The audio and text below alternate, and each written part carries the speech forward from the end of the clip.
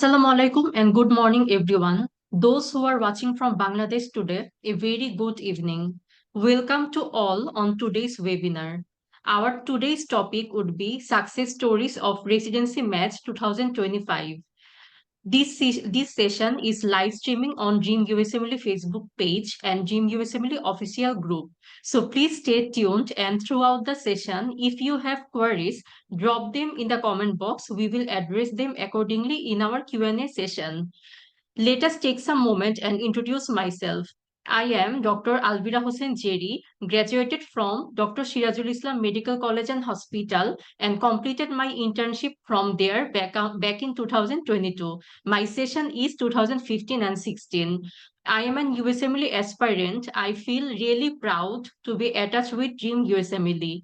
I am enrolled in 17 Step 1 batch of Dream USMLE. Currently, I am working on Career Development Division as a mentor and Division of Advancement as a moderator. Also, I am enrolled in Step 2 CK batch. Before introducing our moderator panel, first we have to know about our organization. Dream USMLE is a non-profit, professional, membership-based organization established back in 2015 by our founding chairman, Dr. Abdullah Al Masud Sir, with the dedication of supporting Bangladeshi students and physicians up to the journey to US residency. This non-profit organization is designed for Bangladeshi students and young physicians who want to pursue a medicine career in the United States. This organization is focused on education, healthcare, and human rights. This is a platform for empowering individuals, addressing challenges that people face while pursuing their journey. So, we try to provide a comprehensive and holistic support. We do offer courses and expert instructions for USMLE Step 1, Step 2 CK, Step 3. At the same time, we also provide OET preparation and residency interview skills and support. We arrange workshops both in United States and Bangladesh where we can do social networking with other doctors who are at the same journey as us. Apart from that, we help to gain clinical experiences, clinical rotations, research opportunities, and get publications. On the other hand, we provide dedicated mental health support, career counseling webinar to pursue career in the USA, UK, Canada, and Australia, and provide guidance for fellowships. This platform also focus on developing and refining the skills, knowledge, and abilities that make someone an effective leader. So it's not only a learning platform, but also it helps to enhance our other qualities as well. Dream USMLE is a great platform for enhancing mentorship. The mentor provides guidance, support, and encouragement to the mentees who is seeking to learn and grow.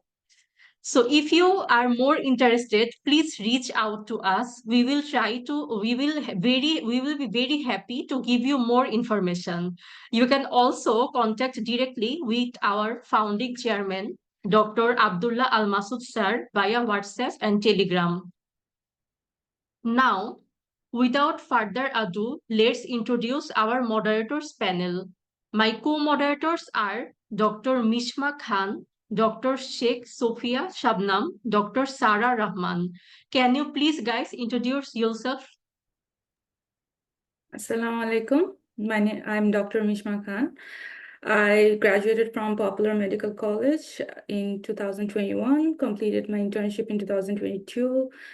I sat for Step 1 exam on 2023, and then I was enrolled in Dream USMLE 10 Step 2 CK batch. I recently completed my Step 2 CK with a score of 253. Now I work for Dream USMLE Career Development Division and Division of Advancement as a mentor.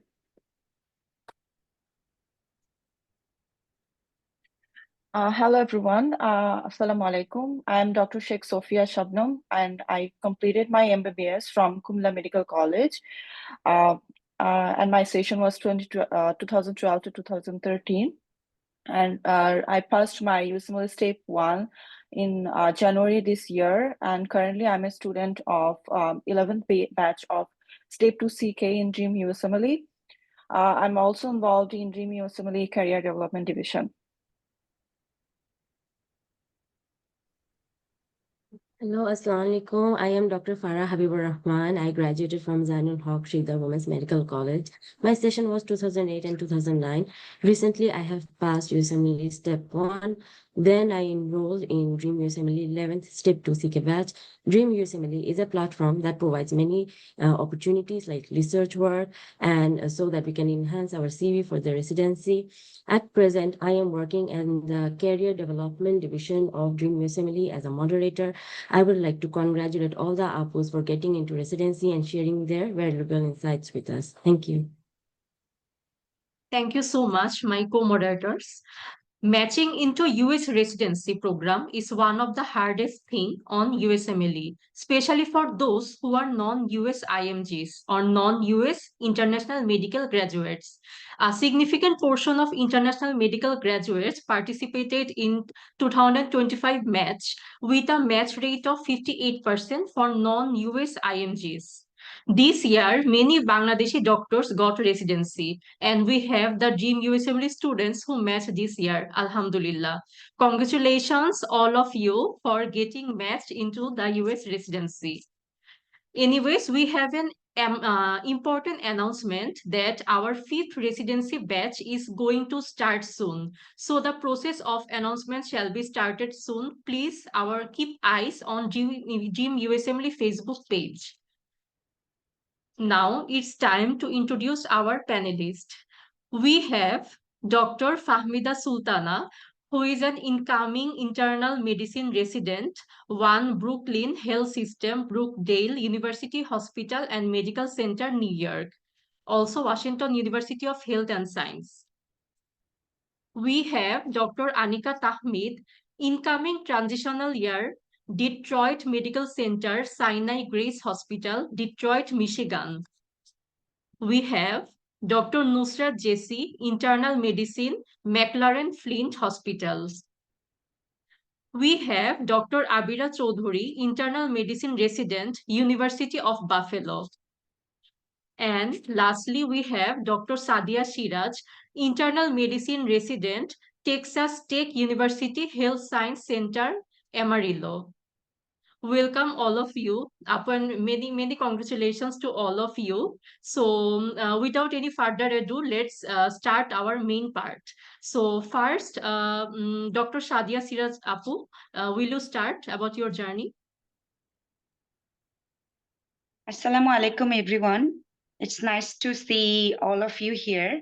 I was just discussing something about my schedule today with the moderators that I'm having a very busy day today. So first, initially, I thought I would skip today's webinar, but then I remember 2 years ago when Dr. Abdullah Masood Bhaiya arranged the same webinar for me. And I was so excited and I was looking forward to join the webinar. So I thought that even if it is for a brief period of time, I would join and see the excitement. এই math সিজনটা হচ্ছে scary অবশ্যই। Sometimes what I felt যে যখন আমি USMLE 1 বা USMLE step 2 এর preparation নিচ্ছিলাম, ওই টাইমটা স্ক্যারি ছিল বা ওই টাইমটাতেও মানে স্ট্রেস ছিল, বাট আই উড সে যে ম্যাথ সিজনটাও নো লেস দেন দ্যাট। কারণ ম্যাথ সিজনে যেটা হয়, মানে যখন আমরা পরীক্ষা দিই তখন আমাদের একটা ক্লিয়ার ডিরেকশন থাকে যে আচ্ছা আমরা ইউআলটি কোশ্চেন শেষ করব, এনবিএমই শেষ করব, দেন আমরা হচ্ছে পরীক্ষা দিব। বাট ম্যাথ সিজনে কি হয়, কোনো ক্লিয়ার ডিরেকশন তো আসলে আমাদের অত আমরা জানি না যে আসলে কিভাবে অ্যাপ্রোচ করতে হবে, কিভাবে প্রিপারেশন নিতে হবে, প্রোগ্রাম কিভাবে সিলেকশন করব। এবং দেয়ার আর সো মেনি মিস ইনফরমেশন, যেটা আমার মনে হয় ইনফরমেশনও আছে ভালো যেটা মানুষকে গাইড করে, আবার অনেক মিস ইনফরমেশনও আছে যেটা আসলে খুবই হার্মফুল।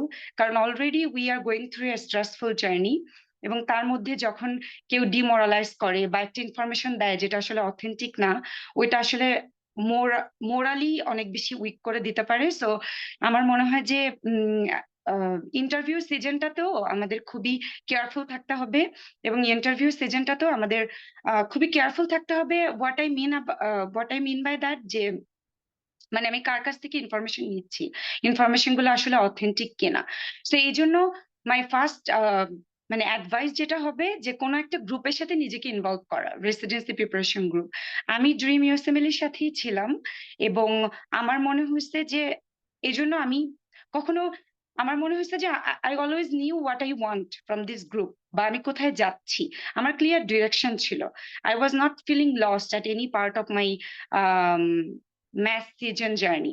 এবং এখানে আমি একটা জিনিস মিস করেছি বলা, যে আমি আসলে রেসিডেন্সি ম্যাথ সিজন গ্রুপের সাথে ছিলাম 2 বছর আগে, যখন আমি অ্যাপ্লাই করি। এবং আমি হচ্ছে আমি পাশ করেছি হচ্ছে 2012-তে। সো যখন আমি অ্যাপ্লাই করি 2013-তে ইন্টার্নশিপ শেষ করি। সো যখন আমি অ্যাপ্লাই করেছি অলরেডি আমার ইয়ার of graduation more than 10 years. এবং সবাই, মানে এটা তো সবাই জানে যে ইয়ার অফ গ্রাজুয়েশন একটা ভাইটাল ফ্যাক্টর।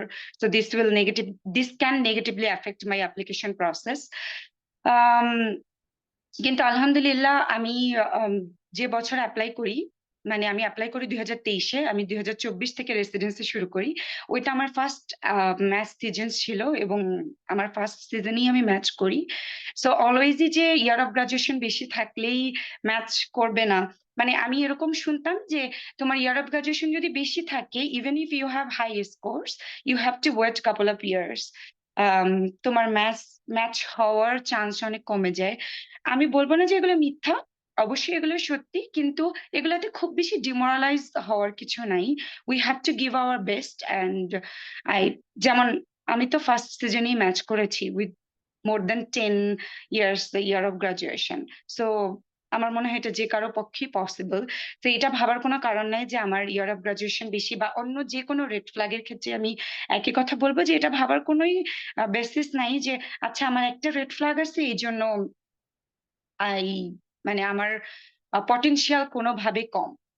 তো যেটা ড্রিম ইউএসএমএল এর সাথে আমি প্রথম থেকেই ছিলাম, আমার মনে হয়েছে যেটা আমাকে মোস্ট হেল্প করছে সেটা হচ্ছে অ্যাকাউন্টেবিলিটি।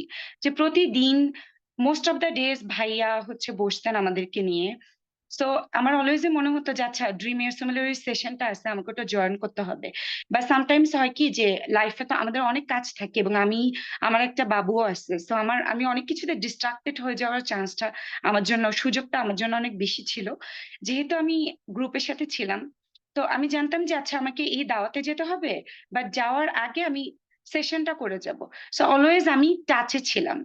আর মাঝে মাঝে হয় যে অলওয়েজ যে আমি ইন্টারভিউ দিচ্ছি ভাইয়ার কাছে সেরকম না, কিন্তু আম, আমার সাথে তো আরো অনেকেই ছিল যারা গ্রুপে এনরোল ছিল। তো আমি অবজার্ভ করতাম যে আমার সাথে যারা অ্যাপ্লিকেন্ট ওরা কিভাবে অ্যান্সারটা দিচ্ছে।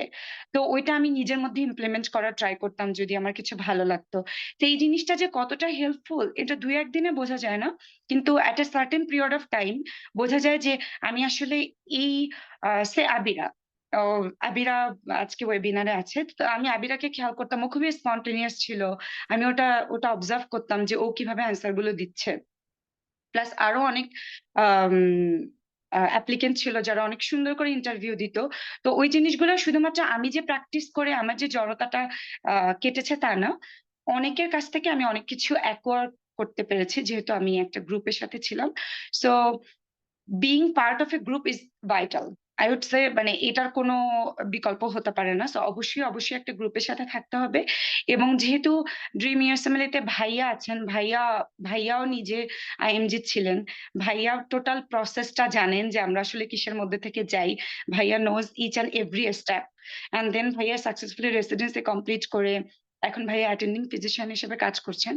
সো ভাইয়া nose each and every bit of this application process and how to conduct interviews and everything. So ভাইয়া যেহেতু গাইড করেন একদম directly, so we cannot ask better platform than this, I would say. So first আমি যেটা বললাম যে accountability, আর অনেক মানুষেরটা আমি অবজার্ভও করতে পেরেছি ইন্টারভিউ টেকনিক।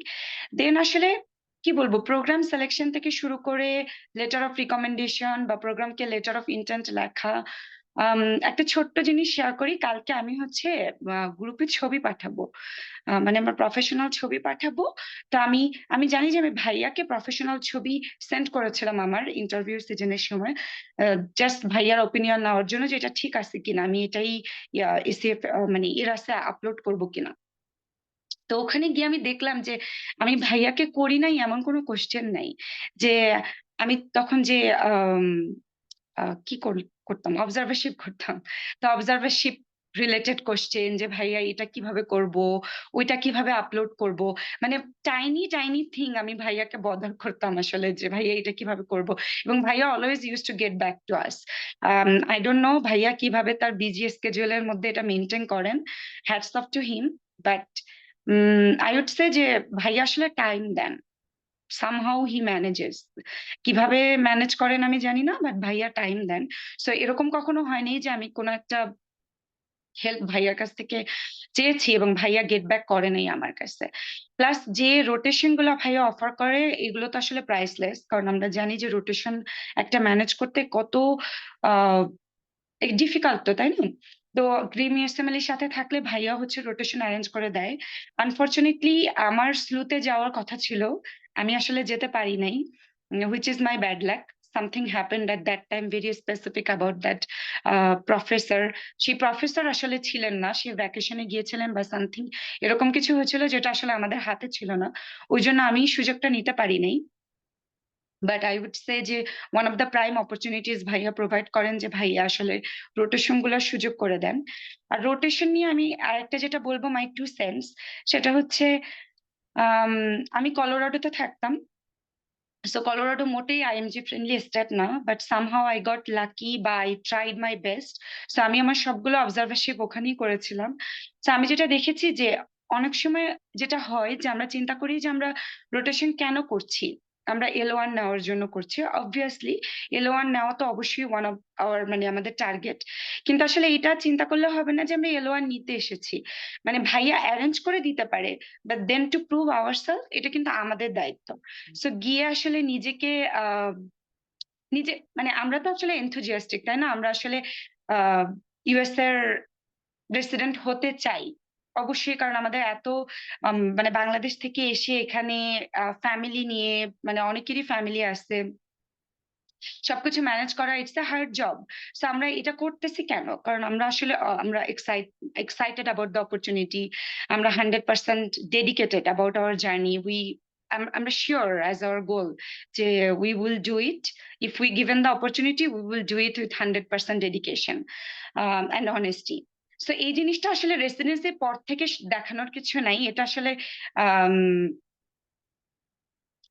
যখন আমরা অবজারভেশন করতে একটা হসপিটালে ঢুকি তখন থেকে আসলে শো করা উচিত, যেটা যে এক্সাইটমেন্টটা আমাদের মধ্যে আছে এটা আসলে শো করা উচিত আমাদের অ্যাটেন্ডিং কে, যে আমরা আসলে এখানে শিখতে আসছি। We are so excited about the opportunity. হ্যাঁ, আমরা এলোয়ার চাই, but that's not our only goal. অবশ্যই যে কয়দিন আমরা থাকবো অ্যাটেন্ডিং এর সাথে, we should utilize that time. আরেকটা হচ্ছে, এগুলো আসলে ভাইয়া সবই বলবেন, বা রেসিডেন্সি ম্যাচ রিলেটেড যে সেশন গুলো হবে সেখানে অনেক অ্যাপ্লিকেন্ট আসবে, সাকসেসফুল অ্যাপ্লিকেন্ট যারা ম্যাচ হয়েছে তারা সবাই বলবে। তো আমি আসলে এখন টিপস অ্যান্ড ট্রিক্স গুলো আমার মনে হচ্ছে না যে এই ওয়েবিনারে শেয়ার করার কিছু আছে, বাট ভাইয়া অনেক টিপস অ্যান্ড ট্রিক্স দেন। শুধু ভাইয়া না, যারা ভাইয়া যাদেরকে ইনভাইট করেন রেসিডেন্সি অ্যাপ্লিকেন্ট, তাদের কাছ থেকে অনেক টিপস পাওয়া যায় যে কিভাবে নিজের অ্যাপ্লিকেন্টকে, সবাই তো অ্যাপ্লিকেশন করে বা সবারই একটা ভালো স্কোর থাকে, বাট তারপরেও কিভাবে নিজের অ্যাপ্লিকেশনটাকে একটু ডিফারেন্ট ওয়েতে প্রেজেন্ট করা প্রোগ্রাম ডিরেক্টরের কাছে, বা নিজের লেটার অফ ইন্টেন্টটা যেটা প্রোগ্রামকে আমরা লিখি ওইটা কিভাবে একটু স্পেশালি মানে ইউনিক করা যায়। ভাইয়া এগুলো সবই চেক করে দেন। লেটার অফ ইন্টেন্টও আমার যতদূর মনে পড়ে যে ভাইয়া আমাদের লেটার অফ ইন্টেন্ট বা আমাদের টোটাল ইরাস অ্যাপ্লিকেশনটা আমরা যখন সাবমিট করার জন্য রেডি, ভাইয়া তখন একদিন বসেন সবার অ্যাপ্লিকেশন নিয়ে এবং লাইন বাই লাইন ভাইয়া আর কি ওটাকে মানে প্রুফ রিডিং করেন, which also helps a lot. একটা জিনিস আমি বলতে চাই, সেটা হচ্ছে যেহেতু আমি ওল্ড গ্রাজুয়েট ছিলাম, আমার স্কোর খারাপ ছিল না আলহামদুলিল্লাহ, বাট ওল্ড গ্রাজুয়েট এটা তো আসলে one of the biggest red flag. So অনেক সময় অনেকের কাছ থেকে তারা যে ডিমোটিভেট করার জন্য বলেন তা না, তারা personally they don't have any issues with me, but তারা হয়তো সত্যি কথাটি বলেন যে তোমার আসলে ম্যাচ হওয়ার চান্স খুবই কম, যেহেতু তোমার ইয়ার অফ গ্রাজুয়েশন বেশি, প্লাস তুমি তো আসলে নিউ ইয়র্কে থাকো না, নিউ ইয়র্কে অপরচুনিটি গুলো অনেক বেশি। আমি থাকতাম কলোরাডোতে, যেখানে আসলে কোনো আইএমজি খুঁজে পাওয়াই চাপ। তো আমি এই কথাগুলো অনেক শুনেছি যে তোমার জন্য টাফ হবে যদি তুমি নিউ ইয়র্কে মুভ না করো। এখন নিউ ইয়র্কে মুভ করার সুযোগ পেলে অবশ্যই আমার জন্য ভালো হতো, কিন্তু আমি আসলে ওটা করতে পারি নাই। আমার ফ্যামিলির রেসপন্সিবিলিটি ছিল, আমার বাচ্চা ছিল, আমি ওটা পারি নাই। সো কখনোই অফেন্ডেড হওয়া যাবে না যে কেউ আমাকে কিছু বললো, আমাকে ওই আপু ভাইয়াটা এটা বলছে, আমি আর তাকে অ্যাপ্রোচ করব না। এটা করলে আসলে আমাদের নিজেদেরই, we are not helping ourself. So আমি কখনোই, যেটা আমি চেষ্টা করতাম, খারাপ লাগতো, অবশ্যই মন খারাপ হতো, কিন্তু আমি কখনোই এটাকে পার্সোনাল, আমি বুঝতাম যে এটা আসলে আমাকে পার্সোনালি বলছেন না। সে আমাকে একটা ভালো অ্যাডভাইস দেওয়ারই ট্রাই করছেন। সে আমাকে বলছেন যে নিউ ইয়র্কে আসলে আমি ভালো অপরচুনিটিস পাবো, কিন্তু আমি করতে পারছি না, সেটা আমার লিমিটেশন, বা I know my situation best. তো কখনোই অফেন্ডেড হওয়া যাবে না, অলওয়েজই রিচ করতে হবে, কারণ যদি আমরা রিচ না করি তাহলে কিন্তু আসলে কেউ জানছে না যে আমাদের we are in need. Of course যারা আমরা রেসিডেন্সি অ্যাপ্লিকেন্ট থাকি, we need some help, we are in need, so we have to reach out, we have to speak out for our self. এবং কোনো একটা কথা শুনে আসলে অত বেশি অফেন্ডেড হওয়ার তো কিছুই নাই, প্লাস ডিমোরালাইজ হওয়ারও কিছু নাই। ট্রাই করে গেলে ইনশাল্লাহ, মানে যেমন আমি তো আমার নিজের কথা বললাম যে আলহামদুলিল্লাহ আমার ফার্স্ট সিজন ছিল, এবং ফার্স্ট সিজনে আমি ম্যাচ করেছি, এবং টেক্সাস টেক আমার ফার্স্ট প্রায়োরিটিও ছিল, মানে আমার নাম্বার ওয়ান, আমি টেক্সাস টেকেই র্যাঙ্ক করেছিলাম। সো আমার কোনো ঝামেলা হয়নি। আহ ইনশাল্লাহ যদি কেউ অনেস্ট ইন্টেনশন নিয়ে ট্রাই করে, ঝামেলা আসলে হবে না। এবং ভাইয়া তো আছেই, ভাইয়া আসলে খুব ভালো গাইড করে ভাইয়া। এবং ভাইয়া, আমি জানি না কিভাবে ভাইয়া বলতো, ভাইয়া অলওয়েজই আমাকে বলতো যে ইউ উইল ম্যাচ। আমি যে, এবং টু বি ভেরি অনেস্ট, আমি যে খুব বিশ্বাস করতাম কথাটা তাও না, কারণ আমাকে ইউ উইল ম্যাচ এই কথাটা অনেকে বলতেই হেজিটেট করতো, যেহেতু আমার ইয়ার অফ গ্রাজুয়েশনটা একটু বেশি। বাট সামহাও ভাইয়া have a very good I, ভাইয়া আসলে সামহাও বুঝতে পারতেন, যেহেতু তার অনেক এক্সপেরিয়েন্স। ভাইয়া অলওয়েজই আমাকে বলতেন যে তুমি খুব বেশি টেনশন করো না, ইউ উইল ম্যাচ। যেটা ভাইয়া ভালো বলতে পারবেন যে ভাইয়া কেন বলতেন, বাট ভাইয়া has like 100% trust on me. মানে আমি বলবো যে আমার ফ্যামিলি মেম্বাররা আমার উপর খুব ট্রাস্ট করতেন, ফ্যামিলি মেম্বারের পরেই ভাইয়াই আমার উপর মানে 100% ট্রাস্ট করতেন। ভাইয়া অলওয়েজই আমাকে বলতেন যে তুমি টেনশন করো না, ইউ উইল ম্যাচ। সো ভাইয়া have very good eye. So ভাইয়া যদি কাউকে বলে, you can count on that. এটাই আসলে, আহ, আমি আসলে খুবই অ্যাপোলজাইজ করতেছি, কারণ আমি আজকে আমার আরো অনেক বেশি টাইম দেওয়া উচিত, কিন্তু I am already running late for few things. So আমি আজকে খুব বেশি টাইম দিতে পারছি না, বাট আই ক্যান প্রমিস যে I will be with GMSMLE, and on from my part I will try my best to help everyone. So যে কোনো অ্যাডভাইস বা যে কোনো জিনিসের হেল্প লাগলে you can always reach to me. এবং আমার মনে হয় যে আমি একটা রেসিডেন্সি গ্রুপের মেন্টর হিসেবেও থাকবো। ঠিক কোন গ্রুপ আমি এখনো এক্স্যাক্টলি জানি না, বাট ভাইয়াই এটা ডিসাইড করে দিবে। সো গ্রুপ ডাজন্ট ম্যাটার, গ্রুপের তো আমি অবশ্যই হেল্প করার ট্রাই করব, বাট তার বাইরেও যদি কারো কোনো হেল্প লাগে, I will try my best to help. Thank you. Thank you, Dr. Sadia Apu, for taking time out from your busy schedule to join us and give us some valuable advice. Now, let's hear from Dr. Fahmida Sultana, who also brings a unique perspective from their math journey. Dr. Fahmida Sultana, you can have the floor now. I will let Dr. Anika Tahmid to go first. It's fine. Of course, sure. Then, Dr. Anika Tahmid, would you like to go next? Yeah, I'm fine with that. Thank you. Sure, you can go ahead. Thank you so much. Hi everyone. Already আমার introduction অনেক সুন্দর করে করা হয়েছে, so thank you. To focus on my involvement with Dream USMLE, I started হচ্ছে research batch as a research assistant. At that time আমি মাত্র step 1 দিয়েছিলাম. I believe that was in 2023, sometime around that time. So ওটার পরে হচ্ছে once I completed my step 1, I joined as a mentor. At that time I was the associate chief of career development division, and I've been in that role for almost a year. And ওই রোলের পরে, now that Alhamdulillah, I've matched. I wanted to kind of transition into a more of a personalized role. So it was a privilege that I can hopefully be one of the mentors for the residency batch for 2026. So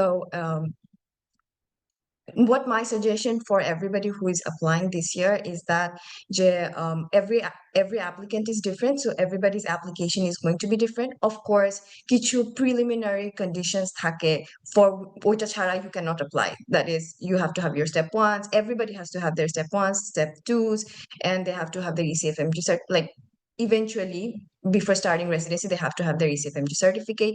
So the process itself is, I would say, on it, like there are bits and pieces to it.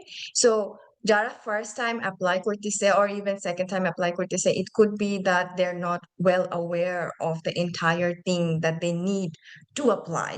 So because everybody's talking about different things, so সবাই যখন কথা বলে তখন তারা the thing that they suffered or the most with কিছু মানুষ আছে যারা সবচেয়ে বেশি struggle করে with personal statements. There are other people who struggle most with their year of graduation. There are other people who struggle with getting letter of recommendations.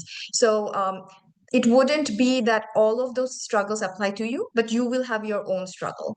So the reason I joined the previous residency batch is because I was struggling with tailoring the application that best represents me. Of course, I can sit down and do all of those things because I mean, definitely at the end of the day, our application আমি complete করবো, that is true. But sometimes what we put there and the way it's put, it's like, হ্যাঁ মানে it's a generalized saying that কথাটা যেটা বলছে ওটা খারাপ না, যেভাবে বলছে ওইটা ভালো লাগে নাই. So your application is also going to be like that. So whatever you put there, it's not that যেটা you are putting there is wrong. It's just the way you're presenting is not appropriate or perfect in a way. So যারা হচ্ছে already a process through যাচ্ছে or গিয়েছে in the past, they have experience with that, they would be the ones, they will be able to kind of guide you best in pointing out or even picking out that small details that normally your eye wouldn't catch. And then again, it's like writing your paper. When you're writing your own paper, osho mistakes nije chokhe pore na because you're just so personally attached to the application, to the paper and everything. So that's also the reason why writers have editors. They give another people, okay, can you please read this for me and tell me how I can improve it? So of course you need other people to help you make it better. It's not that they're going to do it for you. You will have to do it for yourself. But we are here to make it better for you so that your chances of match increases. So that's the whole purpose of being in the residency batch of Dream USMLE.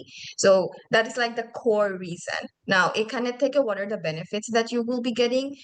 We have the residency batch, যেটাতে হচ্ছে Masood Bhaiya every week at a specific time set করবে where he will go through specific points of your ERAS application.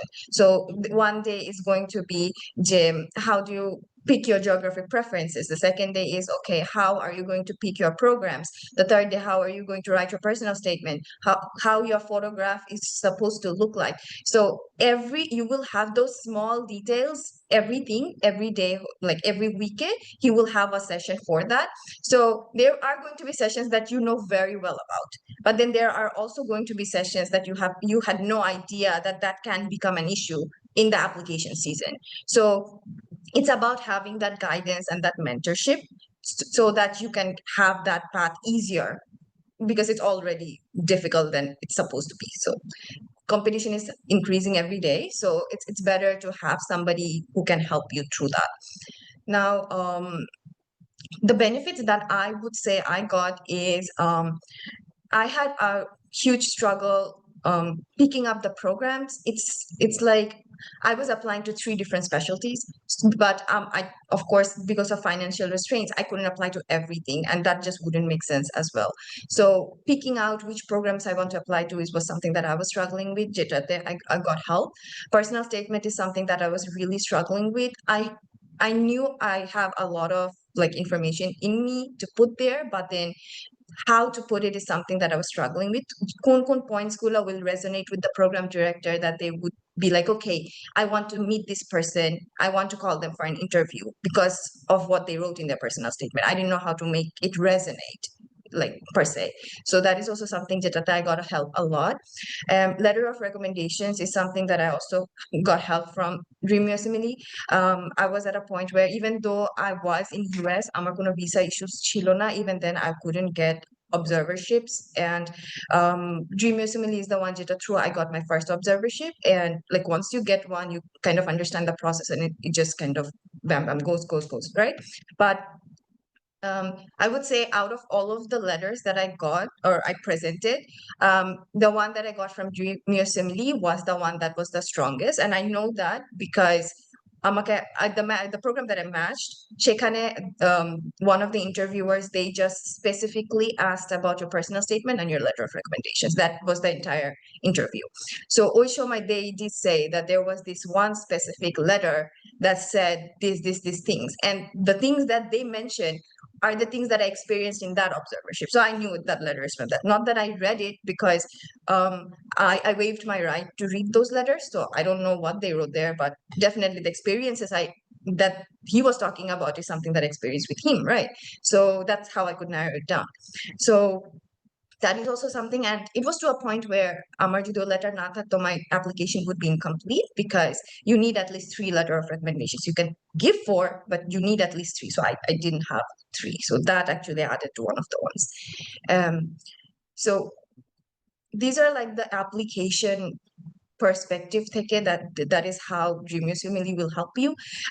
Apart from that, ভাইয়া হচ্ছে খুবই tailor করে to personal needs.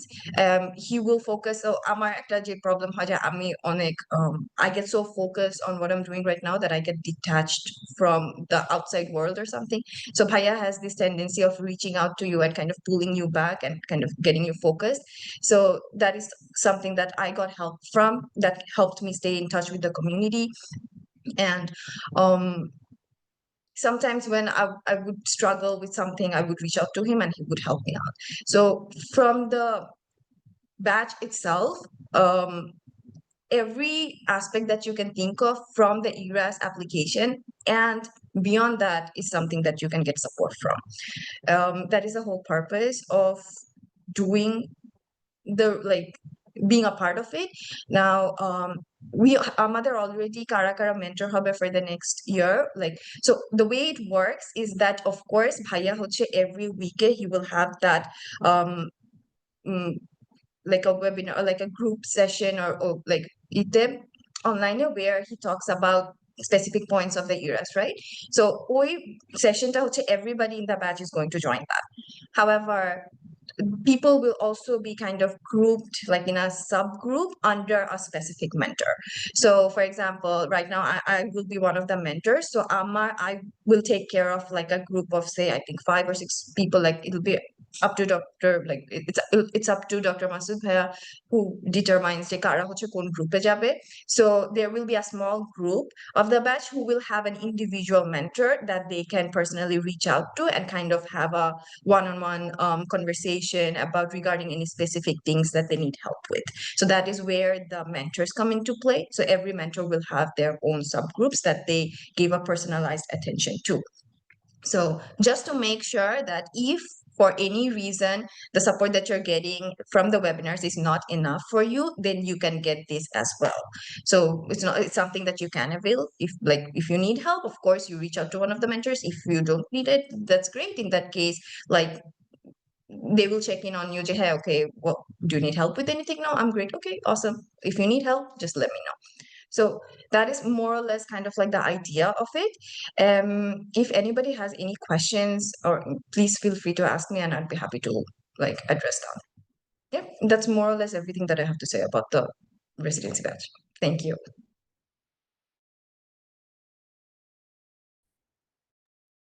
Thank you, Dr. Aniket Ahmed, for sharing your insights regarding the Dream USMLE residency batch. Now we'll move on to Dr. Abira Chaudhary. She can have the floor now. Dr. Abira Chaudhary, you can have the floor and share your insights as well. Thank you. Thank you, all the moderators. Okay, I'm sharing my screen. Let me know if you can see it. I think you can see my screen. Yes, Apu, we can see your screen. Okay. So first of all, thank you, Dr. Masood Bhai, Dream USMLE, and all the moderators to giving us the platform to share our experience. My name is Dr. Abira Chaudhary. I'm one of the PGY 1 resident, actually soon to be a PGY 2 at internal medicine at University at Buffalo. I used to be a mentee for Dream USMLE when I was a residency applicant, and last year I also worked as a residency mentor. So একটু আগে doctor Ishita আপু আমাকে একটা message পাঠাইলো how time fly. So আমি যখন এখানে ওয়েবিনারে আসলাম আমার মনে পড়তেছিল আহ, মাত্র কিছুদিন আগে আমরা অপোজিট সাইডে ছিলাম এবং এভাবে ওয়েবিনার আসলে অ্যাটেন্ড করছিলাম। সো এটা বেশ হেল্পফুল ছিল এবং এটাই আসলে আমাকেও খুব বেশি ইন্সপায়ার করছে আজকে জয়েন করতে, যাতে আমরা আমাদের এক্সপিরিয়েন্সটা শেয়ার করতে পারি। সো আমি আসলে কিছু স্লাইড রেডি করছি যে এখন যেহেতু জুন মাস, যারা এই বছর অ্যাপ্লাই করবেন তারা মোটামুটি রেডি। সো কি কি জিনিস লাগবে রেসিডেন্সি অ্যাপ্লিকেশনের জন্য, এবং আমি সাথে সাথে আর কি বলবো যেভাবে কিভাবে এই জিনিসটা আমাকে ড্রিম ইউএসএমএলই আমাকে কিভাবে হেল্প করছিল through out the residency application process.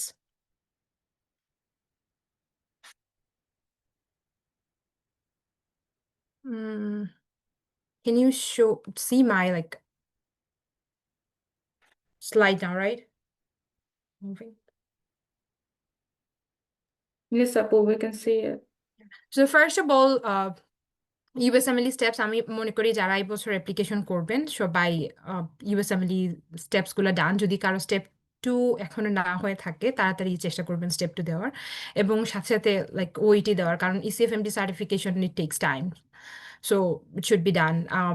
ওইটির ক্ষেত্রে অনেকের একটা কনফিউশন থাকে পেপার বেসড না কম্পিউটার বেসড। আমার কাছে মনে হয় না এটা খুব বেশি আসলে ম্যাটার করে। আপনি দেখতে পারেন কিভাবে আসলে যদি প্র্যাকটিস করেন computer based, I think it would be helpful.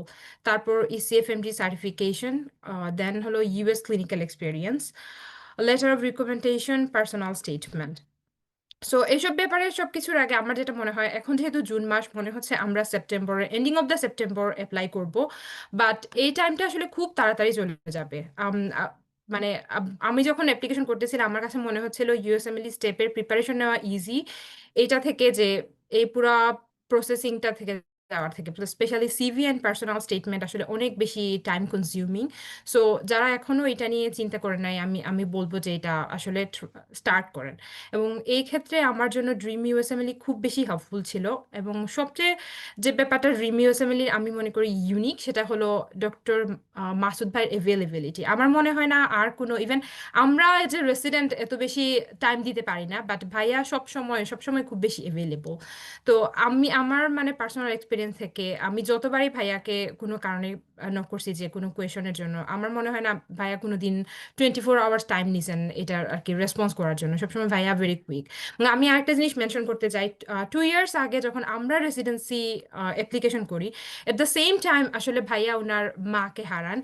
তো আমার মনে হয় এটা লেট অগাস্ট বা আর্লি সেপ্টেম্বর হবে, কিন্তু এত মানে আমার মনে হয় নিজের মাকে লস করা মানুষের জীবনের অনেক সবচেয়ে খারাপ একটা টাইম, বাট ওই টাইমেও ভাই আমাদের জন্য আসলে অ্যাভেলেবল ছিলেন।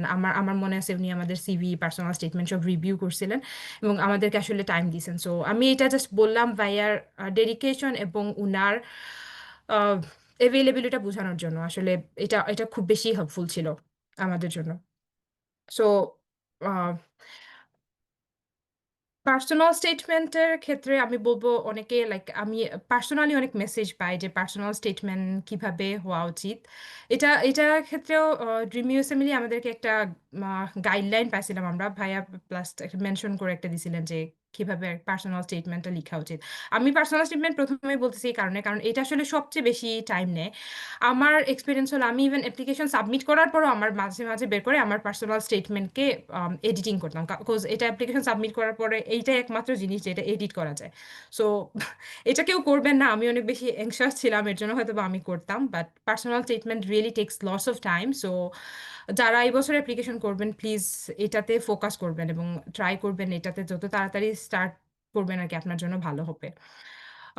লেটার অফ রিকমেন্ডেশন আমি ডক্টর আনিকা তাহমিদের পুরোটা শুনতে পারি নাই, বাট সাদিয়া সিরাজ আপুর কাছ থেকে শুনছিলাম। তো লেটার অফ রিকমেন্ডেশনের জন্য যেটা লাইক অবজারভারশিপ করতে যখন আমরা যাই, আমাদের ফোকাস শুধু লেটার অফ রিকমেন্ডেশন হওয়া উচিত না, বাট আমরা যদি ভালো কাজ করি লেটার অফ রিকমেন্ডেশন আসলে অটোমেটিক্যালি ভালো আসে এবং এটা অনেক বেশি ইম্পর্টেন্ট। আমি যখন ইন্টারভিউ দেই, আমার মনে আছে লাইক লেটার অফ রিকমেন্ডেশন যারা ইন্টারভিউ নিচ্ছিলেন ওরা পুল করে আমাকে জানতেন।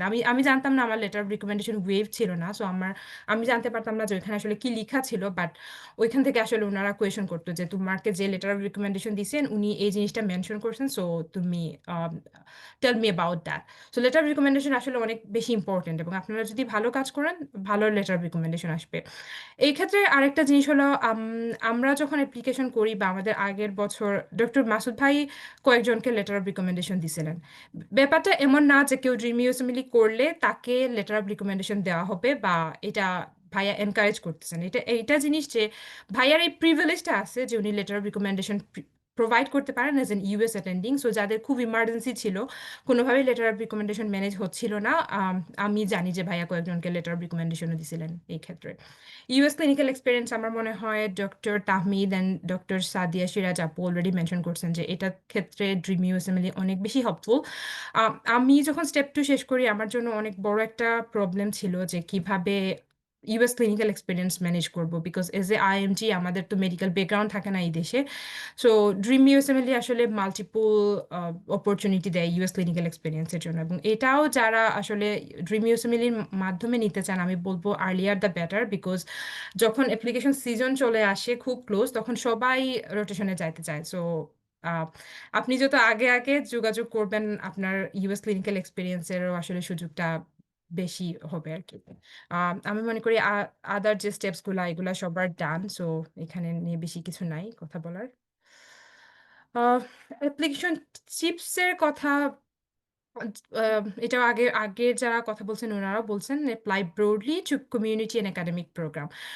আমার মনে হয় অ্যাপ্লিকেশন প্রসেসে অনেক ইম্পর্টেন্ট একটা ব্যাপার যে how smartly you are doing the applications and where you are like applying. যে স্টেটে আছেন আমার মনে হয় এটা আসলে খুব ইম্পর্টেন্ট একটা ব্যাপার যে আপনি আপনার স্টেটের সব প্রোগ্রামে রিচ করা উচিত এবং মাল্টিপল স্পেশালিটিতে। আমি সবাইকে সবসময় বলি যদি আপনি মানে খুব বেশি না হন, মানে আপনার যদি ফ্লেক্সিবিলিটি থাকে যে আমি internal medicine, family medicine, paediatrics যেখানে আমি ম্যাচ করব আমি ওপেন টু গো, আমি বলবো মাল্টিপল স্পেশালিটিতে অ্যাপ্লিকেশন করার জন্য within the state.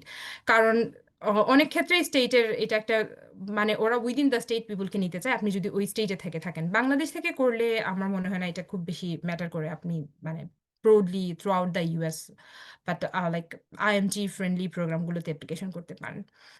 Personal statement নিয়ে আমি আগেও বললাম যে এটা আসলে তাড়াতাড়ি শুরু করবেন এবং তাইলে আপনার পার্সোনাল স্টেটমেন্টটা ভালো হবে। এবং আরেকটা ইম্পর্টেন্ট ব্যাপার, পার্সোনাল স্টেটমেন্ট কপি করতে যাবেন না। অনেক ক্ষেত্রেই আর কি যারা ইন্টারভিউ নেয় তারা খুব বেশি বিরক্ত হয় যখন similar type of personal statement সবার দেখতে থাকে। লাইক অনেকেই আমরা মনে করি যে পার্সোনাল স্টেটমেন্টের ক্ষেত্রে আমার কোনো মানে স্যাড স্টোরি কিছু বলতে হবে। আমার যদি খুব বেশি স্যাড স্টোরি কিছু না থাকে আমি বলবো আসলে ওইটা অ্যাভয়েড করা ভালো। আপনার যে স্টোরি সেটাই লিখবেন। এবং আরেকটা জিনিস হয় আমরা যেটা মনে করি লাইক আমি খুব একটা স্ট্রাগল করছি এবং এটা আরেকজনকে এনকারেজ করবে। সো অ্যাপ্লিকেশন প্রসেসে এই কথাটা আপনারা অনেকবার শুনবেন যে sell yourself. So like selling তো হলো একটা বিজনেসের ব্যাপার। সো বিজনেস আসলে সবসময় ইমোশন দিয়ে হয় না। আমার যে অবস্টাকল যেটা ছিল সেটা যদি ওভারকাম করে আমি এতটুকু আসছি এটা আমার জন্য গ্রেট ফিলিং। বাট আমার ওই অবস্টাকলটা যদি এখনো থাকে সেটা রেসিডেন্সি প্রোগ্রাম নেগেটিভলি নিবে।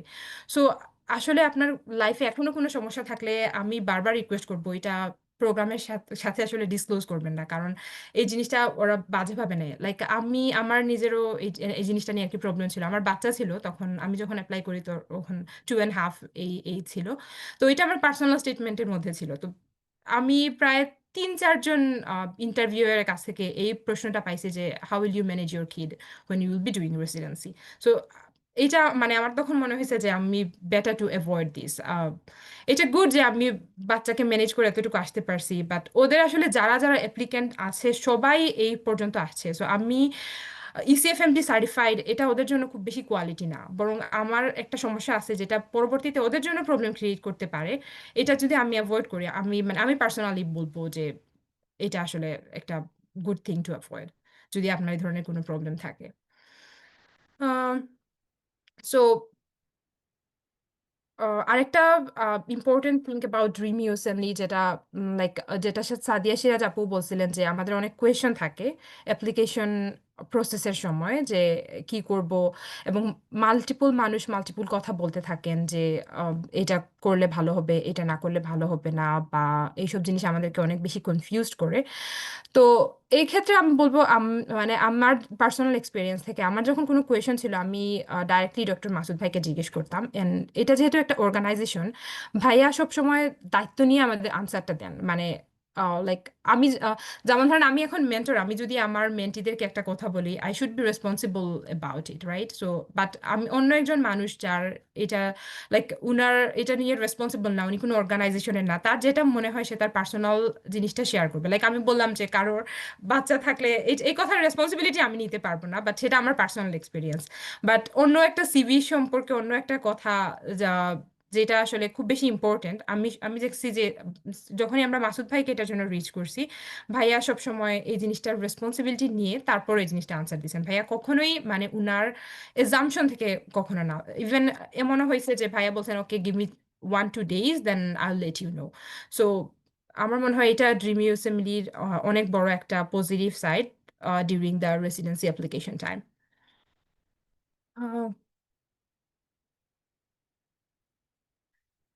ওকে, ইন্টারভিউ প্রিপারেশন। কালকেও আমার সাথে একজন আপুর কথা হচ্ছিল, তো আপু বললেন যে উনার 6টা ইন্টারভিউ ছিল, বাট আপু ম্যাচ করে নাই। এবং এটা আসলে প্রত্যেক বছরই একটা অনেকেরই এটা হয় যে অনেক বেশি দেখা যায় এডিকুয়েট নাম্বার অফ ইন্টারভিউ আমরা পাওয়ার পরও রেসিডেন্সি ম্যাচ হচ্ছে না।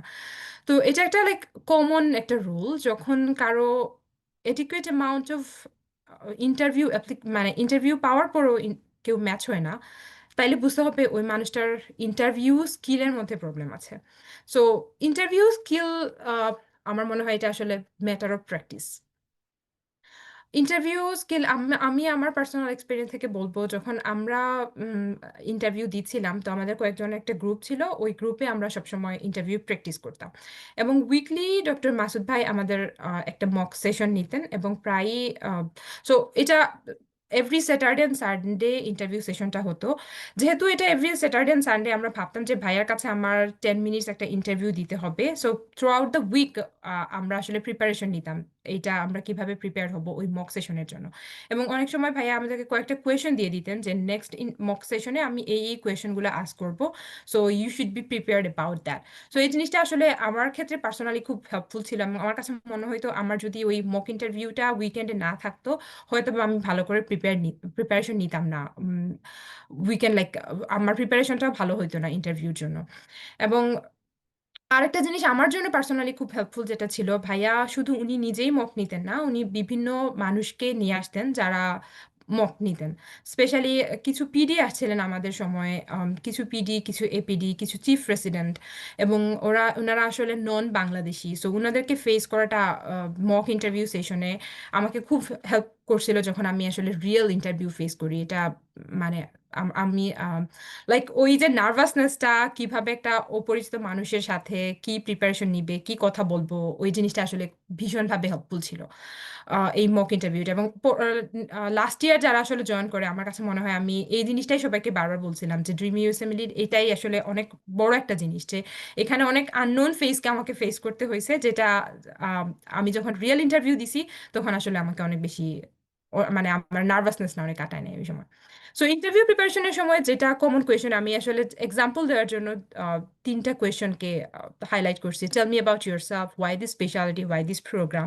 Almost every interview, every program এই 3টা কোয়েশন আস্ক করে। সো আমি এটা আর কি এজন্যই এখানে হাইলাইট করছি যে এই 3টা, যেমন ধরেন এই 3টা কোয়েশনের হাজার রকমের আনসার হতে পারে, বাট কোন আনসারটা আসলে বেটার হবে, যেমন ধরেন আমি যখন বলতেছি কথা আমি আসলে বুঝতেছি না আমার কি সমস্যা, তো ভাইয়া যখন আমাকে জাজ করতেছেন উনি বলতেছেন না এই জিনিসটা এইভাবে না বলে ওইভাবে বলো।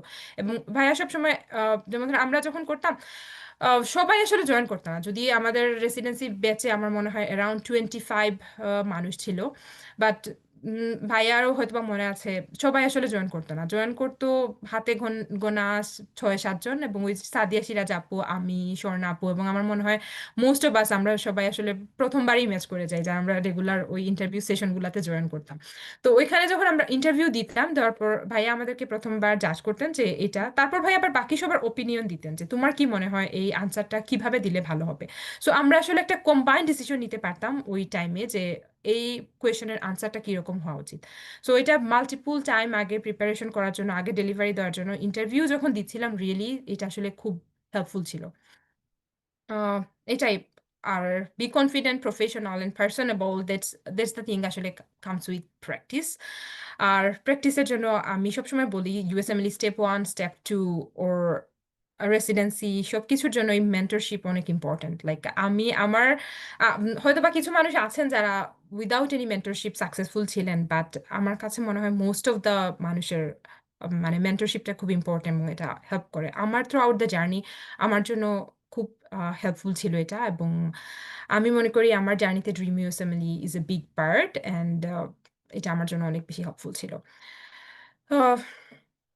এটাই আসলে আমি আমি খুব রাফলি একটা যাতে আমি সবগুলো পয়েন্ট টাচ করতে পারি, এর জন্য কিছু জিনিস জাস্ট লিখছি আর কি, যাতে বলতে পারি এইসব বিষয়গুলো নিয়ে। তো ওভারঅল আজকে যেহেতু ড্রিম ইউএসএমএল এর ওয়েব নিয়ে রেসিডেন্সি ব্যাচ নিয়ে, সো রেসিডেন্সি আমি আসলে সবকিছুর সারমর্ম এটাই বলবো। এখন জুন মাস, আপনাদের কাছে মনে হবে যে অনেক বেশি টাইম আছে, এখনো অলমোস্ট 4 মাস আপনারা কাউন্ট করলে দেখবেন, বাট এই 4 মাস খুব তাড়াতাড়ি চলে যাবে। যারা এখনো প্রিপারেশন শুরু করেন নাই, স্টেপ 2 ডান হয় নাই, তাড়াতাড়ি স্টেপ 2 পরীক্ষা দেন, ইসিএফএমজি সার্টিফাইড হন, এবং সিভি এবং পার্সোনাল স্টেটমেন্টে কাজ শুরু করেন। আর এইসব কাজের জন্য অবশ্যই ড্রিম ইউএসএমএল এর হেল্প নিতে পারেন। আরেকটা জিনিস যেটা ইনক্লুডিং মি, আমি মনে করি আমাদের কমিউনিকেশন স্কিল অনেক পুয়ার। কমিউনিকেশন স্কিল আমাদের আসলে ইমপ্রুভ করা উচিত। যেমন ধরেন আমি রেসিডেন্সিতে জয়েন করার পরে লাস্ট ইয়ার অনেক অ্যাপ্লিক্যান্ট মেসেজ পাঠান যে আপু আপনার মানে মেসেজটার সারমর্মটা হলো এটা যে আপনার প্রোগ্রামে আমার জন্য রিকোয়েস্ট করেন ইন্টারভিউ পাওয়ার জন্য, যেটা আমি মনে করি খুবই রিজনেবল। আমি যখন প্রিপারেশন নিচ্ছিলাম তখনও আমি অনেকের কাছে হেল্প চাইছি এবং অনেকে আমাকে হেল্প করছেন, কিন্তু আমি যে একজন মানুষকে অ্যাপ্রোচ করব, এটা আসলে আমার মনে হয় আমাদের ইমপ্রুভ করা উচিত।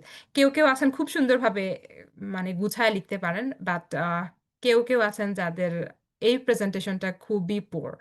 এবং এটা আমার কাছে মনে হয় আমরা অনেক সময় কমপ্লেন করি যে বাংলাদেশি অ্যাটেন্ডিংরা, বাংলাদেশি রেসিডেন্টরা যারা অলরেডি একটা পর্যায়ে গেছেন তারা হেল্পফুল না। আমার কাছে মনে হয় সামটাইমস আমরা নিজেরা রেসপন্সিবল এটার প্রতি। সো কমিউনিকেশন স্কিল আসলে ইমপ্রুভ করা উচিত। এবং এখন তো ইমেল বা আপনি যখন কাউকে একটা মেসেজ পাঠাবেন, you can take help from AI, ChatGPT, right? So আপনার লাইক যদি মনে হয় যে আমারটা আসলে আমি সুন্দরভাবে নিজে থেকে লিখতে পারতেছি না, আপনি আর্টিফিশিয়াল ইন্টেলিজেন্সও হেল্প নিতে পারেন, বাট কমিউনিকেশন স্কিল ইমপ্রুভ করা অনেক বেশি ইম্পর্টেন্ট। আর কানেকশন বিল্ড আপ করবেন। অনেকে দেখা যায় অ্যাপ্লিকেশন সাবমিট করার পরে মেসেজ পাঠাচ্ছেন। ধরেন অ্যাপ্লিকেশন আপনি সাবমিটও করে ফেলছেন, 20 দিন পরেও আপু আমি কোনো তো ইন্টারভিউ পাই নাই, আমাকে প্লিজ হেল্প করেন। এখন আমাকে একজন মানুষ বলছে জানুয়ারি মাসে, আর একজন বললো আমাকে অগাস্ট লাইক অক্টোবর মাসে। সো আমি ডেফিনেটলি যে আমাকে জানুয়ারিতে বলছে আমার তার কথা বেশি মনে হবে। এবং এটা শুধু আমি না, আমি জাস্ট এক্সাম্পল দিলাম। আমার মনে হয় প্রত্যেকের ক্ষেত্রেই এটা আসলে কাজ করে, কারণ একজন মানুষ খুব বেশি মানুষকে মানুষের জন্য রিকমেন্ড করতে পারে না। সো আপনার যখনই কানেকশনের প্রয়োজন বা আপনি কারো কাছ থেকে কোনোভাবে হেল্প চান, আগে থেকে একটা কমিউনিকেশন বিল্ড আপ করার চেষ্টা করবেন। আমার মনে হয় দ্যাট উড বি হেল্পফুল। এবং আসলে আমি যদিও সবার অনেকের অনেক ধরনের ধারণা কে কতটুকু হেল্প করে, বাট আমি বলবো আমার এক্সপিরিয়েন্স খুবই পজিটিভ। আমি যখন মানে আমি 2020 থেকে প্রিপারেশন নেওয়া শুরু করি এবং 2023-এ আমি আসলে অ্যাপ্লিকেশন সাবমিট করি। So throughout the 3 years আমি মোস্ট অফ দ্য পার্সনের কাছ থেকে আমি হেল্প পাইছি। প্লাস এখন আমি ফেলোশিপের জন্য প্রিপারেশন নিচ্ছি। আমি যখনই বাংলাদেশি কোনো ফেলোকে বা অ্যাটেন্ডিংকে নক করছি, আমাকে most of the person positively আসলে রেসপন্স করছেন। সো আপনারা প্রপার ওয়েতে কমিউনিকেট করেন, হেল্পফুল। আর বাকি সব থ্রু আউট দ্য হেল্পের জন্য আমি স্ট্রংলি রিকমেন্ড করবো from my experience that dream USMLE was really helpful for me. in short, I think that's all. আপনাদের যদি কোনো question থাকে আমাকে reach করতে পারেন. I will try my best to answer you. Thank you. Thank you, Dr. Abira Chaudhary, for all the valuable points that you have touched on. Next up, we have Dr. Nusrat Jesse, who is here to share how they navigated their own road to residency. So, Dr. Nusrat Jesse, I think you can have the floor now.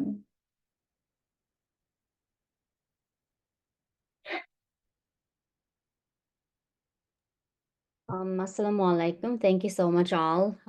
Thank you, Dr. Abir Apple, for sharing her journey and giving tips and tricks to everybody.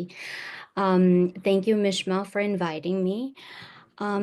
So আমার মনে হয় যে আবির আপু খুব সুন্দর করে system wise সবকিছু বলছেন প্রসেসটার ব্যাপারে। সো আমার মনে হয় there is nothing more to it. So আমি প্রসেসটার ব্যাপারে আর বলবো না, রাদার আমি আমার জার্নিটা একটু শেয়ার করবো। And I am sorry about the light. আমি অ্যাকচুয়ালি রচেস্টারে ছিলাম, কিছুদিন আগে আসছি, সো আমি কিছু সেট করতে পারিনি এখনো। সো আমি আমার জার্নিটা শেয়ার করবো।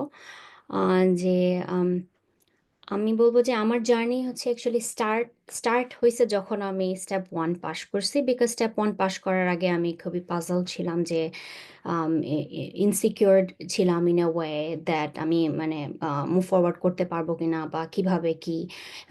বাট যখন আমি স্টেপ 1 পাস করছি তখন আমি মানে নিজের উপর বিলিভটা একটু বাড়ছে যে হ্যাঁ আমি করতে পারবো ইফ আই ট্রাই। So ওই ফার্স্ট স্টেপটা আমাকে was very helpful for me being confident about the entire journey. আমি স্টেপ 1টা দেওয়ার পরপরই একটা জিনিস মনে হলো। আমার একটা স্টাডি পার্টনার বললো যে ওইটিটা যদি আমরা আগে আগে ক্লিয়ার করে ফেলি স্টেপ 2র আগে, তাহলে একটা trouble Gates out of the way.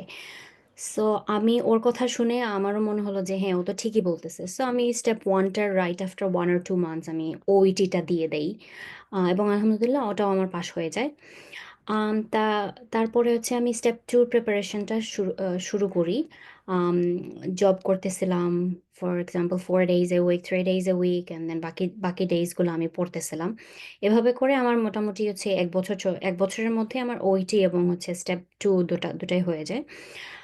So step 2 যখন হয়েছে তার পরে আমার হাতে মাত্র 1 মাসের মতো সময় ছিল যে আমি ECFMG সার্টিফিকেশনটা নেওয়া, প্লাস হচ্ছে গিয়ে কি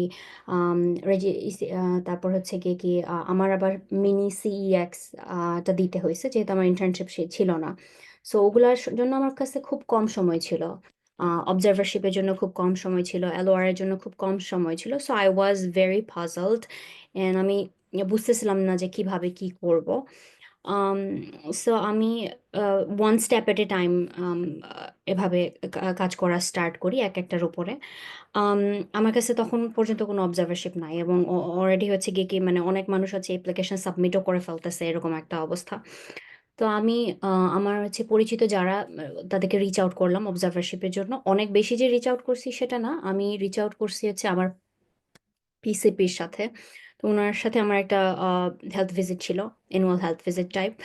তো ভিজিটের পরে আমি ওনাকে জিজ্ঞেস করলাম, মানে বাংলাদেশি, যে স্যার আমি আপনাকে একটু শ্যাডো করা যাবে কিনা। আমার তো হচ্ছে রেসিডেন্সিতে আমি অ্যাপ্লাই করব, কিন্তু আমার খুব শর্ট টাইম, আমি মানে সব ম্যানেজ করতে পারছি না। তো স্যার বললাম অফকোর্স আসো তুমি, কোনো অসুবিধা নাই। তো ওনাকে শ্যাডো করলাম আমি। ওনাকে শ্যাডো করছি কিছুদিন, দেন উনি আমাকে আরেকজন ডক্টরের কাছে পাঠাইছেন। আলহামদুলিল্লাহ আমার শ্যাডোয়িংটা মানে এভাবে হয়ে গেছে অল্প সময়ের মধ্যে। আর আরেকজন ডক্টর বাংলাদেশি, ওনাকেও আমি শ্যাডো করছি। উনি ফ্যামিলি মেডিসিন প্র্যাকটিশনার। ওনার সাথে শ্যাডোইংটা পাইছে হচ্ছে কানেকশনের থ্রুতে, বাংলাদেশি কমিউনিটির থ্রুতে। আমার বাবা হচ্ছে গিয়ে কি তার পরিচিত কোনো একজনকে বলছিলেন ওভাবে করে। তো আলহামদুলিল্লাহ উনিও ভেরি হেল্পফুল ছিলেন। তো এভাবে করে আমার 2-3টা অবজারভারশিপ হয়, কিন্তু আমার হচ্ছে LOR ঠিক মতো হচ্ছে 3টা বা 4টা হচ্ছিল না, 2টা হয়েছে। তো আমি বুঝতেছিলাম না কিভাবে কি করব। একজনকে রিচ আউট করছি, উনি বলছেন উনি আপলোড করবেন, বাট হচ্ছে এরপরে মানে আর উনি করতেছিলেন না। উনি এখানকারই আমেরিকান বাংলাদেশি ডক্টর। তো এরপরে আমি কি করলাম, আমি তো আর কিছু পাচ্ছিলাম না খুঁজে। সো আমি আমার বাংলাদেশি স্যারদের রিচ আউট করলাম। তো আমার OBGYN এর প্রফেসর আমার মেডিকেলে উনি উনি খুবই এনথুজিয়াস্টিকলি উনি জানলেন যে কিভাবে হচ্ছে আপলোড করতে হবে বা কি লিখতে হবে না হবে। সো উনি নিজ দায়িত্বে উনি খুবই সিরিয়াসলি ম্যাটারটা নিয়ে হচ্ছে উনি খুব অল্প সময়ের মধ্যে আপলোড করে দিয়ে দিয়েছেন, যে কারণে আমার হচ্ছে LOR ডেফিসিয়েন্সিটা আর ছিল না আলহামদুলিল্লাহ। আমার আরেকজন স্যার ছিলেন মেডিসিনের অ্যাসোসিয়েট প্রফেসর আমাদের মেডিকেল, তো উনিও আমাকে একটা লেটার অফ রেকমেন্ডেশন দিয়েছেন, ওটা ছিল আমার সেল লেটার। সো এটা গেল আমার অবজারভারশিপ আর লেটার অফ রেকমেন্ডেশনের ট্রাবল। তো এটা যখন আমি কালেক্ট করে ফেলছি, এরপরে হচ্ছে গিয়ে কি আমি পাজল ছিলাম যে কিভাবে ইরাস সিভির প্রত্যেকটা পয়েন্ট আমি হচ্ছে ফিল আউট করব, কারণ আমি তো জানি না কোন ইনফরমেশনটা দিলে ভালো বা কোন ইনফরমেশনটা অ্যাভয়েড করা উচিত বা কিভাবে সাজানো উচিত personal statement, ERAS CV and things like that. So আমি এজন্য হচ্ছে মাসুদ ভাইয়ার রেসিডেন্সি ব্যাচটা সম্পর্কে জানতাম। So right before sending in the application I join the group. আমি একটু লেট ছিলাম to join, but still I got a lot of ideas about what information I should put in my CV and what information I should avoid putting in, how I should write my personal statement. And then I also got my personal statement rechecked by one of the mentors, and also I think ভাইয়াকে দিয়েও হচ্ছে গিয়ে করাইছিলাম। And গ্রুপে যাবার পরে কি হয়েছে, আমি দেখলাম যে আরো অনেক আপুরা আছে, তাদের সাথে আমার অনেক কমিউনিকেশন হয়েছে। অনেক আপুর সাথে ইন্টারভিউ প্র্যাকটিস করছি, which I would say was definitely very helpful for me and my entire interview, because আপুরা হচ্ছে ফিডব্যাক দিতেন যে আমার ইন্টারভিউটা কেমন হচ্ছে বা if there's anything I should improve, I can improve. Same আমিও হচ্ছে আপুদের ফিডব্যাক দিতাম। তো এভাবে করে করে আমরা even আমি ইন্টারভিউ প্র্যাকটিস স্টার্ট করছি even when I did not have one single interview, because I wanted to be ready. আমার ইন্টারভিউ একটা থাকুক আর দুটা থাকুক আর না থাকুক, আমি ধরে নিয়েছিলাম যে আমার হচ্ছে প্রিপেয়ার করতে হবে, and I took it as my first and last chance, and I took it very seriously, which I would say paid me off at the end, alhamdulillah. আর আমি বলবো যে reach out to people, but আমি একটা জিনিস করছিলাম, আমি হচ্ছে কি ইন্টারভিউ আমার পাইতে আমি কোনো কানেকশন ইউজ করি নাই। আমি একটু একটু অন্যরকম ভাবে ভাবতেছিলাম যে ইনশাল্লাহ I put my trust on Allah and I'll see if I get any interviews and how many interviews I get, and আমি দেখতে চাচ্ছিলাম যে if I can do it by on my own. So আমি ইন্টারভিউর জন্য কাউকে reach out করি নাই। আলহামদুলিল্লাহ I got only 6 interviews. R ইন্টারভিউগুলো first interview যেটা পাইলাম সেটার 1 সপ্তাহ পরে আরেকটা, আরো 2-3 সপ্তাহ পরে আরেকটা, এভাবে করে মানে খুব অল্প স্বল্প ইন্টারভিউ করে করে আমার এট দি এন্ড আমার 6টা ইন্টারভিউ হয়েছিল। আর আমি বলবো যে if you have any connections and if you'd like to reach out, feel free to do that. And also reach out to program coordinators, directors. If you can email them, send them a letter of interest, letter of intent, please do that, because I did not do all that as well, because I was mentally and emotionally exhausted and I did not have any energy left to do that, and I did not do it either. I just left everything onto Allah, and I just wanted to see how it goes. আর আমি বলবো যে আমি এরকমও জানি যে অনেকে অনেক বেশি ইন্টারভিউ পাইছেন, কিন্তু আনফরচুনেটলি ওনাদের হচ্ছে ম্যাচ হয় নাই। সো আমি বলবো যে prepare in a way that it does not happen to you. Even if you get 1 or 2 interview, there's a chance of matching.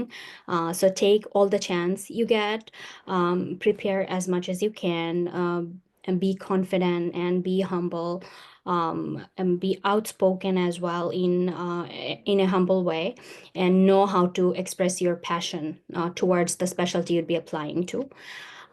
আমি শুধুমাত্র ইন্টারনাল মেডিসিন ক্যাটাগরিক্যালি অ্যাপ্লাই করছিলাম, আর আমি আর কিছুতেই অ্যাপ্লাই করি নাই। বাট আমি বলবো, now that I look back at it, I feel like it was like a risk. So আমি বলবো যে apply to at least have 1 or 2 backup specialties. I see people having family medicine as a backup specialty, pediatrics as a backup specialties, and I'd say do that, because you never know কি হয় না হয়। আলহামদুলিল্লাহ it went, এটা আমার favourite ছিল till the end, but এটা সবার ক্ষেত্রে নাও হতে পারে, so why taking the risk? আর আরেকটা জিনিস আমি কি বলবো যেটা আমার কাছে একটু ইম্পর্টেন্ট মনে হয়েছে যে I should touch base with that. তো এই জার্নিটার এন্টায়ার প্রসেসে বলবো না, অ্যাটলিস্ট লাস্টের দিকে রেসিডেন্সি অ্যাপ্লিকেশন ওগুলার দিকে আমার মনে হয় যে ইমোশনাল ওয়েটটা একটু বেশি হ্যাভি মনে হয়, ইমোশনাল মেন্টাল ওয়েটটা একটু বেশি হ্যাভি মনে হয়। সো সেই ক্ষেত্রে I would say maintain connections with the people you know. এটা হচ্ছে আপনার স্টাডি পার্টনারের সাথে হইতে পারে বা যার সাথে ইন্টারভিউ প্র্যাকটিস করতেছেন তার সাথে হইতে পারে। Take 1 or 2 days off every week, go see some places, go to a restaurant, just take a few hours off. Even if you can't afford an entire day, just take few hours off to kind of to have the relaxation and to have the energy to come back to what you were doing before.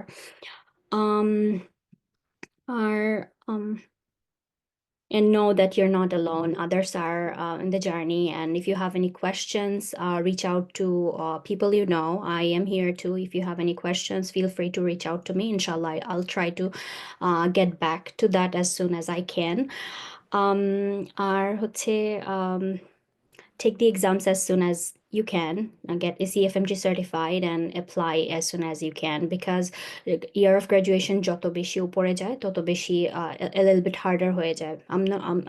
Eta kokhonoy impossible hoy na, but একটু little harder হয়ে যায় to get the interviews. So year of graduation যত কম রাখা যায় তত ভালো. So take the exams as soon as you can, take ECFMG certifications and apply for the match. And dua and best wishes for everybody. And congratulations to everybody who matched. Thank you, Dr. Nusrat Jessi. It was a very motivating speech from you. And I'm sure we have all benefited a lot, everyone who is watching this right now. Okay, so each journey is different and we learn so much from every path. So now I'd like to request Dr. Fahmida Sultana to step up and share your experience next, please. Thank you, Dr. Mishma, and thank you, Dr. Nusrat Jessi, for sharing your experience. You make me remind my journey when we were on the same batch together. So congratulations to you and congratulations to Dr. Anika as well. Thank you. I have prepared a PowerPoint, so let me share first. And please let me know if you're able to see it.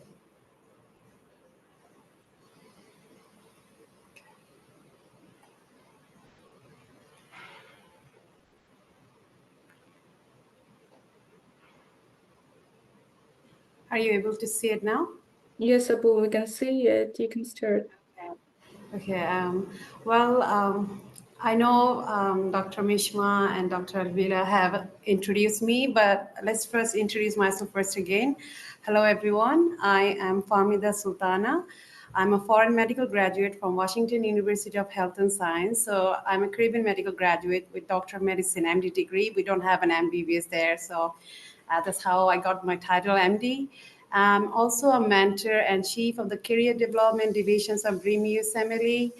And I was a mentee of the 4th residency batch, Dream USMLE, and I will be the mentor for the upcoming 5th residency batch, which is going to start soon. So the announcement will be there on our Facebook page. So please keep your eye on it.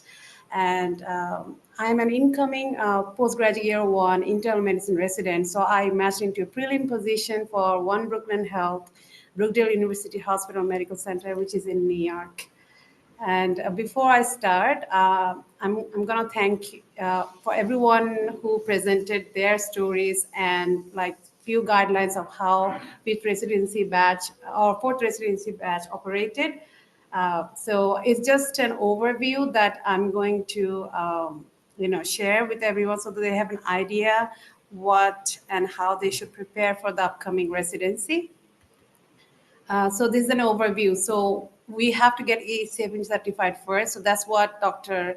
Jessi and Dr. Anika was emphasizing, that you need to get your step to CK done like within next 2 months so that you have your ACFMG certificate with you when you are submitting your application. Because this is very important. Without it, you cannot apply for the residency. So you have to pass your USMLE exams for it. So ECFMG certificates require like passing step 1, so which is the এখন তো score 9. So pass or fail, but first attempt pass হওয়াটা খুব জরুরি. And then step 2 CK, currently like last year it was very competitive, so I would encourage everyone to aim for 260 plus, because specifically if you're going for internal medicine residency and so. And since we don't have a step 2 CS anymore, so OET medicine যখন আপনি step 1 and 2 এর জন্য preparation নিচ্ছেন, OET টা clear করে নিলে ভালো। And এটা ডিপেন্ড করে যে আপনার কোন পাথওয়ের জন্য যাচ্ছেন। সো আপনার যদি বাংলাদেশে ইন্টার্নশিপ কমপ্লিট থাকে and you are registered with BMDC, then you just have to take your OET medicine and get certified with pathway 1. For me, I am a foreign medical graduate even in Bangladesh, so I didn't have the registration with BMDC, so I had to go for pathway 6. So pathway 6 এ যেখানে একটা mini clinical CX exam দিতে হয়, 3টা বা 6টা US physicians, even আমি একটা করেছিলাম বাংলাদেশি ফিজিশিয়ানের সাথে, যেখানে মিনিমাম 2টা থেকে 1টা রোগীর সাথে আপনি দেখবেন, আপনার ক্লিনিক্যাল ইভ্যালুয়েশন গ্লাসেস হয়, and then ওভাবে ওরা রিপোর্ট করে যে out of 10 where they are scoring you. So don't panic, like I know like এত দূর তো আপনি কোনো ক্লিনিক্যাল স্কিল ছাড়া আসেননি, so it will be easy for you. So now you have the ECFMG certificate. So before that, these are the fees that we all have to pay. And that how step 1, 2, and 3 are. Step 1 is basically on basic science. Step 2 CK, আপনার clinical diagnosis and management. So currently step 2 CK এর উপর খুব heavily emphasized হয় যে আপনি স্কোরটা কেমন, এবং ইন্টারভিউটা কিন্তু like first screeningটা যেটা হয় step 2 CK স্কোরের উপর, যে কম্পিটিটিভ হতে হলে মিনিমাম লাইক 250 উপর হতে হয়, so it's better to aim for 260, তাহলে আপনি সেফ রেঞ্জে থাকবেন মানে ইন্টারভিউ পাওয়ার জন্য। তার উপরে যদি স্টেপ 3টা কমপ্লিট থাকে, সো এটা তো আরো ভালো, মানে প্রোগ্রাম ডিরেক্টররা, যেমন আমি যেখানে ম্যাচ হয়েছি সেখানে almost all of the applicants were done with step 3, so like ওরা মোস্টলি ক্যাটাগরিক্যালে ম্যাচ হয়েছে। সো আপনি যদি এমন কিছু কম্পিটিটিভ পজিশনে যেতে চান, like if you are done with step 2 while waiting to get an interview, you could, if you can manage, I know it's very stressful at that time to even study for step 3, but if you could manage, then please take your step 3. Step 3 2 দিনের পরীক্ষা হয়, এবং step 3 clear থাকলে, if you are non-US IMG, then you can actually go for H1B visa, otherwise ECFMG sponsor করে থাকে J1. তো clinical experience যেটা আমাদের রেসিডেন্সি অ্যাপ্লিকেশন আর একটা মেইন ফ্যাক্টর যেটা দেখে স্টেপ 2 পরে, যে আপনি ক্লিনিক্যাল এক্সপিরিয়েন্স কোথায় আছে আপনার। আমরা এখানে যেহেতু ইউএসএ আমরা যাচ্ছি residency, definitely US will be the top priority, but সবাই কি ইউএসএ করার সুযোগ থাকে না। তো এখানে আর কি ড্রিম ইউএসএমএলই বিগ পার্ট প্লে করে। আমরা যখন 4th রেসিডেন্সি ব্যাচে এনরোল হই, আমাদেরকে সুযোগ দেওয়া হয় যে লাইক এখন অলরেডি মে জুন শুরু হয়ে গেছে, so you need to at least get your 2 to 3 observerships if you can. So যেহেতু কোর রোটেশন বা ইলেকটিভ রোটেশন পসিবল না, কোর রোটেশন হচ্ছে হ্যান্ডস অন এক্সপিরিয়েন্স, যে mainly focusing on internal medicine surgery, যেটা আমি আমাদের ক্যারিবিয়ান মেডিকেল স্কুল থেকে করে এসেছিলাম। অ্যান্ড দেন ইলেকটিভ রোটেশন হচ্ছে মেইনলি যদি আপনি ইন্টারনাল মেডিসিনের উপর ফোকাস হয়ে থাকেন, তাহলে আপনি নিউরোলজি আর নেফ্রোলজি ওগুলোর উপর করে থাকবেন। আর অবজারভারশিপ হচ্ছে it's just your observing, it's not hands on experience, but again it's better than having nothing.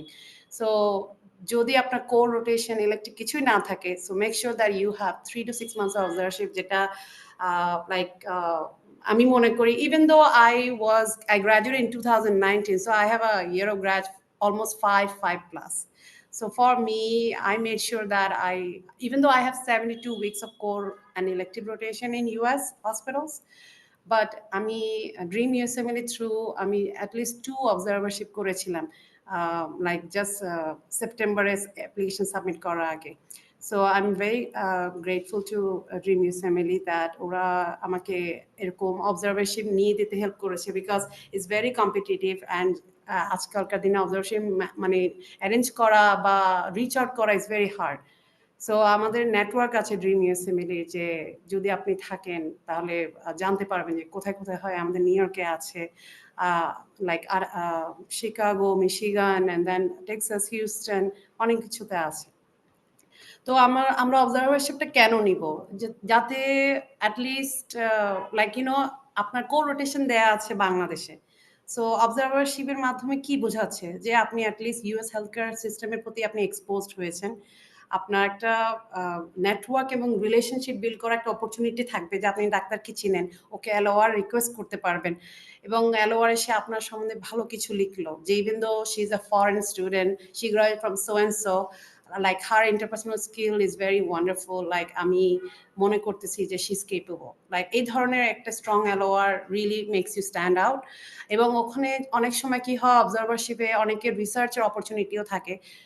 কিছু একটা কেস স্টাডি করলো, তখন সে লিখতে পারলো LOR যে আমি এই ডাক্তারের সাথে বা এই স্টুডেন্টের সাথে সে আমাকে একটা কেস প্রেজেন্ট করেছে, that was really quite like wonderful or outstanding. এরকম কেস স্টাডি আমি কখনো দেখিনি। সো এরকম অনেক অপরচুনিটি থাকে যেটা অবজারভারশিপে আপনি করতে পারেন, case study, research and other staff. তো এটাই বলবো যে অবজারভারশিপটা বিশেষ করে বাংলাদেশি যারা যাদের জন্য ভেরি ইম্পর্টেন্ট, বিকজ যেহেতু আপনি বাংলাদেশ থেকে আসছেন, এখানে কোর ইলেকটিভ পাওয়াটা খুব কঠিন। So observership, externship, like you should emphasize, এবং এটা আগে যত আর্লি শুরু করা যায় তত better. So at least make sure that you have 3 months of observerships, like একটা অবজারভারশিপ 1 মাসের হয় এরকম।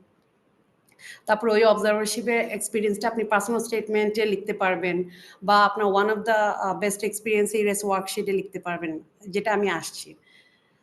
এটা হচ্ছে the whole US licensing process. So you could see that শুধু 1-2 পাস করে CFMG সার্টিফিকেট পেলে হবে না। Like you have to fill out the US worksheet, and then you have to prepare for step 3. If you don't match, you go for SOAP, and then and then even though like SOAP and match না করলে post SOAP process আছে, যেগুলো আমাদের whole process dream ইউএসএমএলি অনেক guidance provide করে। এটা হচ্ছে US সিভিটা আসলে কি? এটা হচ্ছে যেটা আমরা মানে রেসিডেন্সিতে যেটার উপর এমফেসাইজ করে আপনাকে ইন্টারভিউর জন্য কল করবে, লাইক এটা আপনাকে, এটা একটা ভেরি ক্রিটিক্যাল সিভি। সো এটা ওদের একটা ফ্রেমওয়ার্ক আছে, এটা অনলাইনে ফিল আপ করতে হয়, যেটা আমি দেখাচ্ছি। সো এই ওয়ার্কশিটে আপনার লাইক এক্সপিরিয়েন্সগুলো হাইলাইটেড হয়, লাইক ওরা এমনভাবে স্ট্রাকচার করে রেখেছে, লাইক এটা পপ আউট করে, লাইক ওকে, লাইক এই রেসিডেন্টটা এই কোয়ালিটিস আছে। ওই যে যেমন ডক্টর আনিকা বললো যে আমাদের মেন্টররা 4th রেসিডেন্সি ব্যাচে মেক শিওর করছে যে লাইক আমাদের ওয়ার্কশিটটা যাতে অ্যাপ্রোচেবল হয়, like for like easy to read and everything. So that's important, যেখানে আমাদেরকে ড্রিম ইউএসএমএলি গাইড করে যে কিভাবে ওয়ার্কশিটে তোমার এক্সপিরিয়েন্সগুলো এমনভাবে লিখতে হবে প্রেজেন্টেবল ওয়ে, যেটা অন্যজনকে ইন্টারেস্ট করে তোমার প্রতি। সো এটা হচ্ছে ইরেস ওয়ার্কশিটটা দেখতে এমন। এখানে বেসিক ইনফরমেশন, অ্যাড্রেস থাকে, পার্মানেন্ট অ্যাড্রেস থাকে। সো আমরা লাইক 4th রেসিডেন্সি ব্যাচ আমাদেরকে গাইড করা হয়েছে কিভাবে এগুলো ফিল আউট করতে হয়। And then like if you have any kind of work authorization, like for me I didn't have it, like আমি B1 B2 তে ছিলাম, so I said no। ওখানে জিজ্ঞেস করে যে তোমার কোন ভিসা দরকার, I select both H1B and J1, but like if you're a US citizen or green card, you can select other options, so that make you like easy to for program director, like whether they could offer you like in residency spot or not। So আরেকটা হচ্ছে NRMP, এটা হচ্ছে আলাদা একটা আমরা মানে registration করি ম্যাচে যাওয়ার জন্য। আর যদি আপনি আগে প্রি ম্যাচ হয়ে থাকেন তখন এখান থেকে আবার উঠে আসতে হয়, এটা আবার ক্যান্সেল করতে হয়, something like that. So next হচ্ছে বায়োগ্রাফিক ইনফরমেশন। এটা একটা পার্ট যে আপনি Asian and Bangladeshi and all. তারপর ল্যাঙ্গুয়েজ প্রফিসিয়েন্সি, যেখানে আমাদেরকে বলা হয় যে স্প্যানিশ, লাইক বাংলা ইংলিশের পর যদি স্প্যানিশ থাকে, it actually gives a priority. And then geographic preferences, like তুমি কোথায় ম্যাচ করতে চাও, লাইক আমি বলবো যে মোস্ট IMG ফ্রেন্ডলি স্টেট যেগুলো, সেখানে আপনার প্রায়োরিটাইজ করা উচিত। সো এটা আমাদের ড্রিম ইউএসএমএলি আমাদেরকে এক প্রকার গাইডেন্স করে যে তুমি অল ওভার না চুজ করে বেস্ট 3 IMG ফ্রেন্ডলি গুলোকে প্রায়োরিটাইজ করতে পারো, তাহলে কি হবে, প্রোগ্রাম ডিরেক্টর জানতে পারবে যে you are interested in that zone. So আবার এটা অনেকে পার্সোনাল চয়েস, সবাই অনেকে অল ওভার করেও ম্যাচ হয়েছে, but like this are the option that you can have. Like আমরা ফোর্থ রেসিডেন্সি ব্যাচে আমাদেরকে সাহায্য করেছে। অ্যান্ড দেন এডুকেশন, এখানে মানে আপনাদের MBBS লাইক আমাদের MD, এরপরে কোনো PhD কেউ করেছে কিনা, অর লাইক আমি প্রি মেডিকেল করেছি, সো আমার প্রি মেডিকেলটা এখানে এন্ট্রি করতে পেরেছি অ্যাসোসিয়েট ডিগ্রি।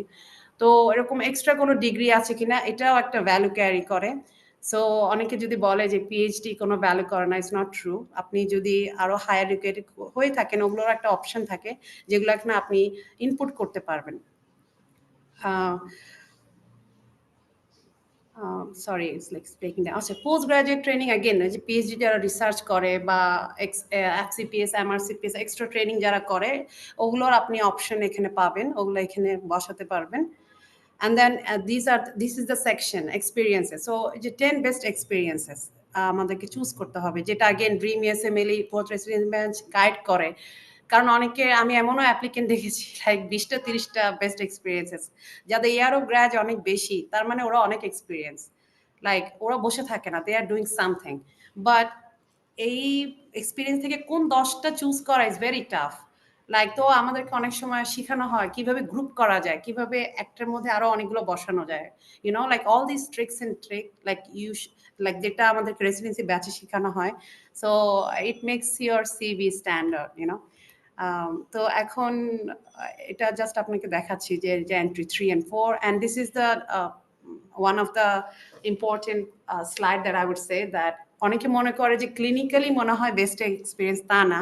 আপনি যে রিসার্চ করছেন বা কোনো একটা অর্গানাইজেশন লিডারশিপ করছেন বা ভলান্টিয়ারিং এর leadership or any kind of extracurricular activity, like you are swimmer, you are musician, আর আপনি একজন ভালো কোনো ডাক্তারকে শ্যাডো করছেন, টিচিং করতেছেন, কোথাও কোথাও কাজ করতেছেন, অ্যাওয়ার্ডেড হয়েছেন কিছুর জন্য, like these all can be in your best experiences. So এগুলোকে সাজায় লেখানো কিভাবে করা যায়, লাইক এটা ভাইয়া আমাদেরকে অনেক খুব সুন্দরভাবে ডক্টর মাসুদ স্যার এটা আমাদেরকে বুঝায়, লিখতে হেল্প করে।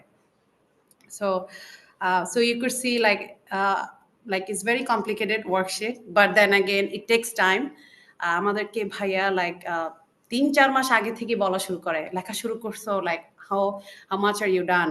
উনি কিন্তু প্রতিটা সেকশন, প্রতিটা ক্লাসে বুঝায় এক্সাম্পল কিভাবে লিখতে হয়, কিভাবে এক্সাম্পল দেওয়া যায়, কোয়েশ্চেন নেয়, আনসার দেয়। লাইক ইউনো আমাদের ফোর্থ রেসিডেন্সি ব্যাচটা এপ্রিলে শুরু হয়েছিল অ্যান্ড এই ফেব্রুয়ারি পর্যন্ত চলেছে। লাইক ওই যে ডক্টর আনিকা জেল বলছে যে লাইক এভরি উইক আমাদের ক্লাস হতো, তো আমরা সবসময় কোয়েশ্চেন নিয়ে আসতাম যে আচ্ছা আমরা এখন এই জায়গায় স্টাক হয়ে গেছি, ভাইয়া কিভাবে লিখবো। So he is always there and we are blessed to have him as our guidance.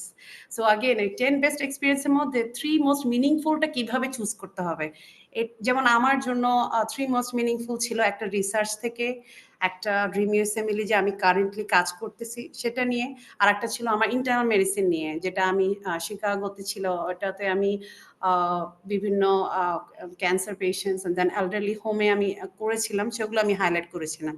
So এটা ছিল আমার 10 best experience. Everyone is different, but then again ভাই আমাদেরকে অলওয়েজ বলে যে একটু মিক্স ম্যাচ করে দিলে এটা একটু ইন্টারেস্টিং হয়, সিভিটা স্ট্যান্ড আউট করে। তো কিভাবে মিক্স ম্যাচ হবে, ইন্টারেস্টিং কেমন হবে, অ্যাগেন এটা ভাইয়া ভালো বলতে পারে, ভাইয়া গাইড করে, উনি অনেক ধৈর্য। So like you know he is wonderful mentor, like উনি তো সবসময় ছিল, থাকবেন, এবং I am hopeful that fifth residency ব্যাচে যারা আসবে ওরাও অনেকটা গাইডেন্স পাবে।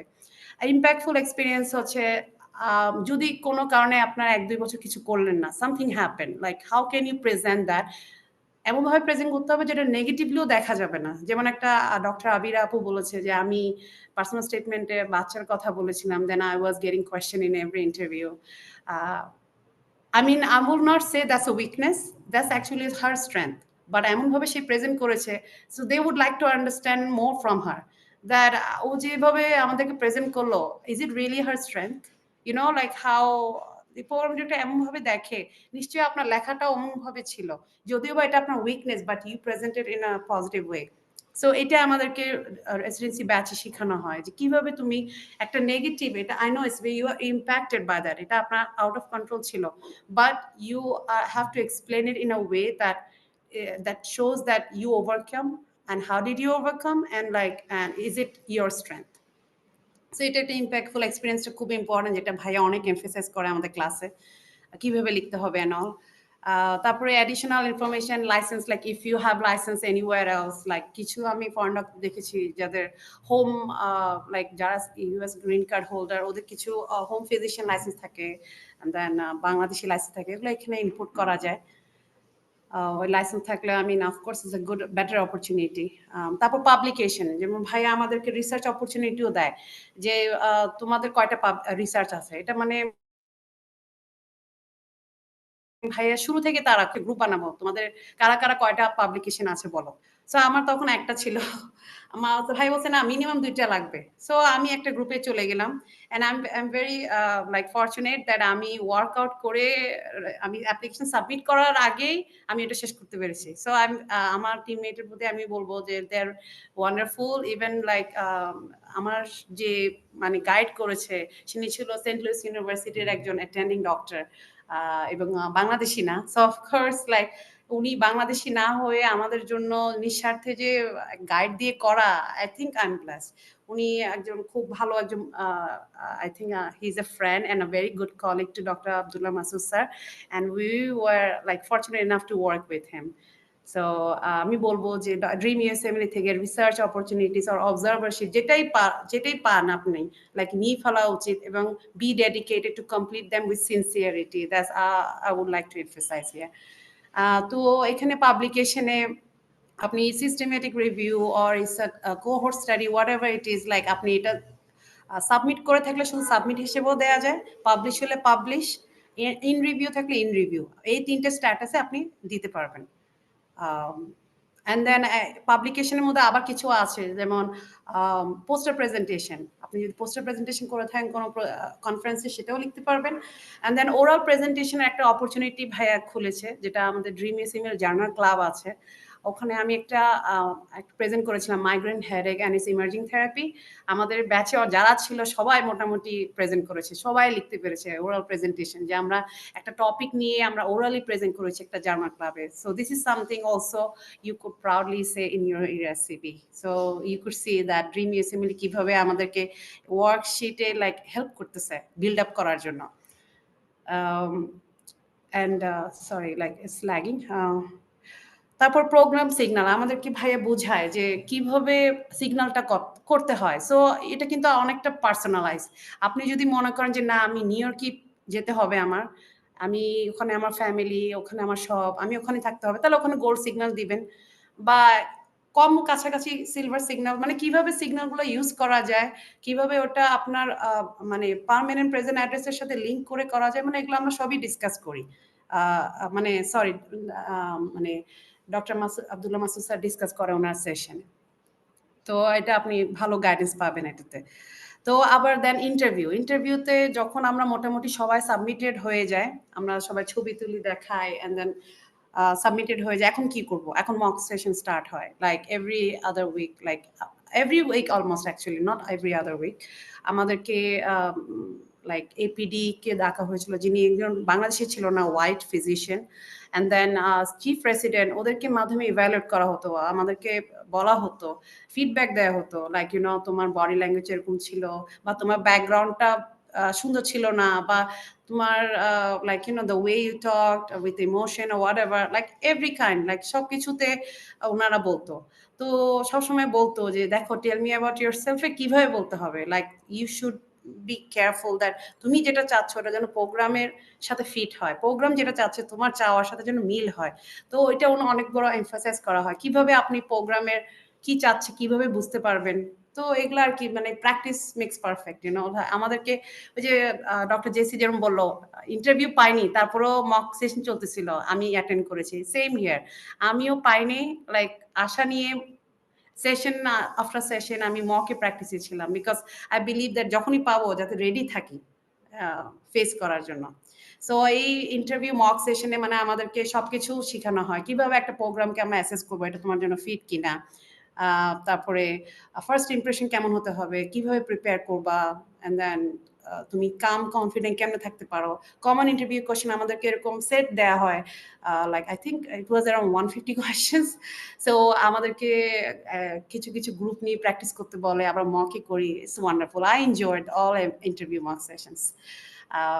ওইটাতে আমি অনেকটা কাম থাকতাম যে ও আমি তো ভালো করতেছি, লেটস নট ওয়ারি, আসবে ইন্টারভিউ, এটা এক ধরনের একটা মেন্টাল স্যাটিসফ্যাকশনও কাজ করতো। তারপরে ডক্টর আবির আপু বলেছে যে বিহেভিয়ারাল কোয়েশ্চেনের জন্য আমরা স্টার মেথডটা শিখাই। আমি জাস্ট এখানে দেখাচ্ছি স্টার মেথডটা কি। ইটস লাইক যে কোনো বিহেভিয়ারাল কোয়েশ্চেনে কিভাবে তুমি অ্যাপ্রোচ করবা, এটা আসলে খুবই চ্যালেঞ্জিং বিহেভিয়ারাল কোয়েশ্চেনটা। ভাইয়া কোনো কিরকম মানে কত রকম ভাবে যে আমাদের চ্যালেঞ্জ করতো ইমোশনালি, যেটা অ্যাঙ্গার ক্রিয়েট করে, অনেক কিছু। তো কিভাবে তুমি এটাকে ডিল করবা, লাইক স্টার মেথডটা আমাদের ফলো করতে হতো। সিচুয়েশনটা কি, তোমার রোল কি ছিল, তুমি কি করছো, আউটকাম এন্ড লার্নিং কি ছিল। ভাইয়া সবসময় বলতো আউটকাম লার্নিং যেন পজিটিভ হয়, like I know the situation is very challenge, maybe you have failed or maybe you passed, whatever it is, like make sure the outcome is very good or like positive to the program director. So এটা আমাদের এটা practice করতে হয়, না হলে এটা possible না।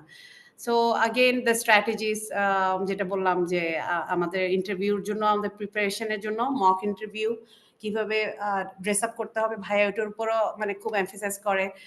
তুমি শেষ করার পর কিভাবে থ্যাংক ইউ নোট লিখবা, কিভাবে সবাইকে থ্যাংক ইউ লিখবা, অ্যান্ড দেন ভার্চুয়ালি সেট আপটা কেমন করতে হয়, এগুলো সবকিছু ডিসকাস হয়। তো এটা ভাইয়া সবসময় বলতো you should be excited and be very nice and be very happy when you are interviewed, because this is your chance to shine, so this is like 2025-এর মেইন রেসিডেন্সি ম্যাচের লাইক রেজাল্ট।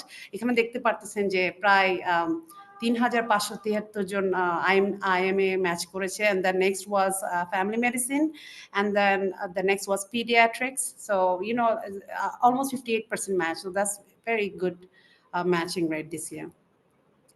তো ওই যে বললাম strong academic পারফরমেন্সের পাশাপাশি clinical এক্সপিরিয়েন্সও থাকতে হবে, যেটা আমাদের ড্রিম ইউএসএমএলই গাইড করে, এন্ড দেন ওখান থেকে LOR ভালো হতে হবে। আপনি যদি রিসার্চ করে থাকেন, যেমন আমাদের কিন্তু ড্রিম ইউএসএমএলই মেন্টররা কিন্তু অ্যাটেন্ডিং ডক্টরস, ওদের থেকেও যদি LOR নিতে পারেন এটাও কিন্তু খুব ভালো। তবে make sure that like 4 LOR এর মধ্যে 2 অ্যাটলিস্ট যেন ক্লিনিক্যাল থাকে, 1 can be from volunteer, another 1 could be from research. And then research experiences like publication, যেটা আরেকটা important point, extracurricular activities and leadership roles.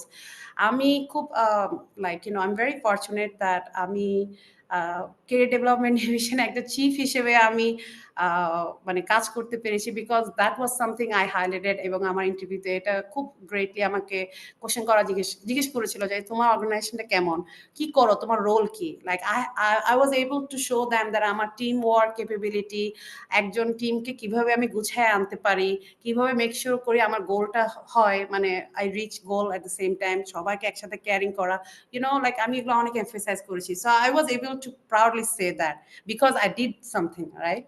So and then আমি LOR পেয়েছি ভাইয়ার থেকে। সো লাইক ওখানে আমার কোয়ালিটিস গুলো ছিল হাইলাইটেড, এবং এটা আমি মনে করি it's one of the community service, because I have been doing something for the Bangladeshi physician community, so that's what I was emphasising there. And personal statement, again personal স্টেটমেন্টটা হচ্ছে আপনাকে নিয়ে, লাইক ইউর পার্সোনালিটি, আপনি কিভাবে inspired হয়েছেন, and why you think that you can be a good for this program. So personal statement কিন্তু অনেকবার মানে এডিট করা যায়। সো আপনি ধরেন একটা প্রোগ্রামে অ্যাপ্লাই করতেছেন, এখন আপনি বলছেন ওদের তো রিকোয়ারমেন্ট এটা, তাহলে আমি একটু পার্সোনাল স্টেটমেন্ট আর একটু এডিট করি। সো পার্সোনাল স্টেটমেন্ট কিন্তু অনেকবার এডিট করা যায়, কিন্তু ওয়ার্কশিট একবার সাবমিট হয়ে গেলে এটা আর এডিট করা যায় না।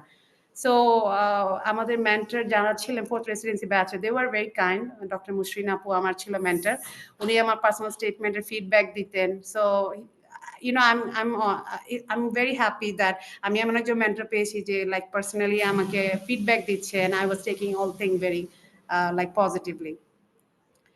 So again, interview performance, যেটা বললাম যে আপনার কমিউনিকেশন স্কিলটা অনেক ভালো হতে হবে, কালচারাল ফিট, আপনার US কালচার নিয়ে জানতে হবে।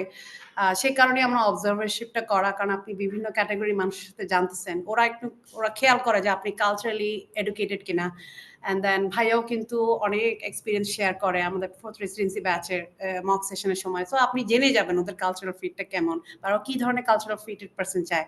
অ্যান্ড দেন কমিউনিকেশন স্কিল, আমি মনে করবো যে আমার এটা ডেভেলপ হয়েছে কেরিয়ার ডেভেলপমেন্টের সাথে কাজ করে, বিকজ আমি শুরুতে like I was not like comfortable talking on the screen.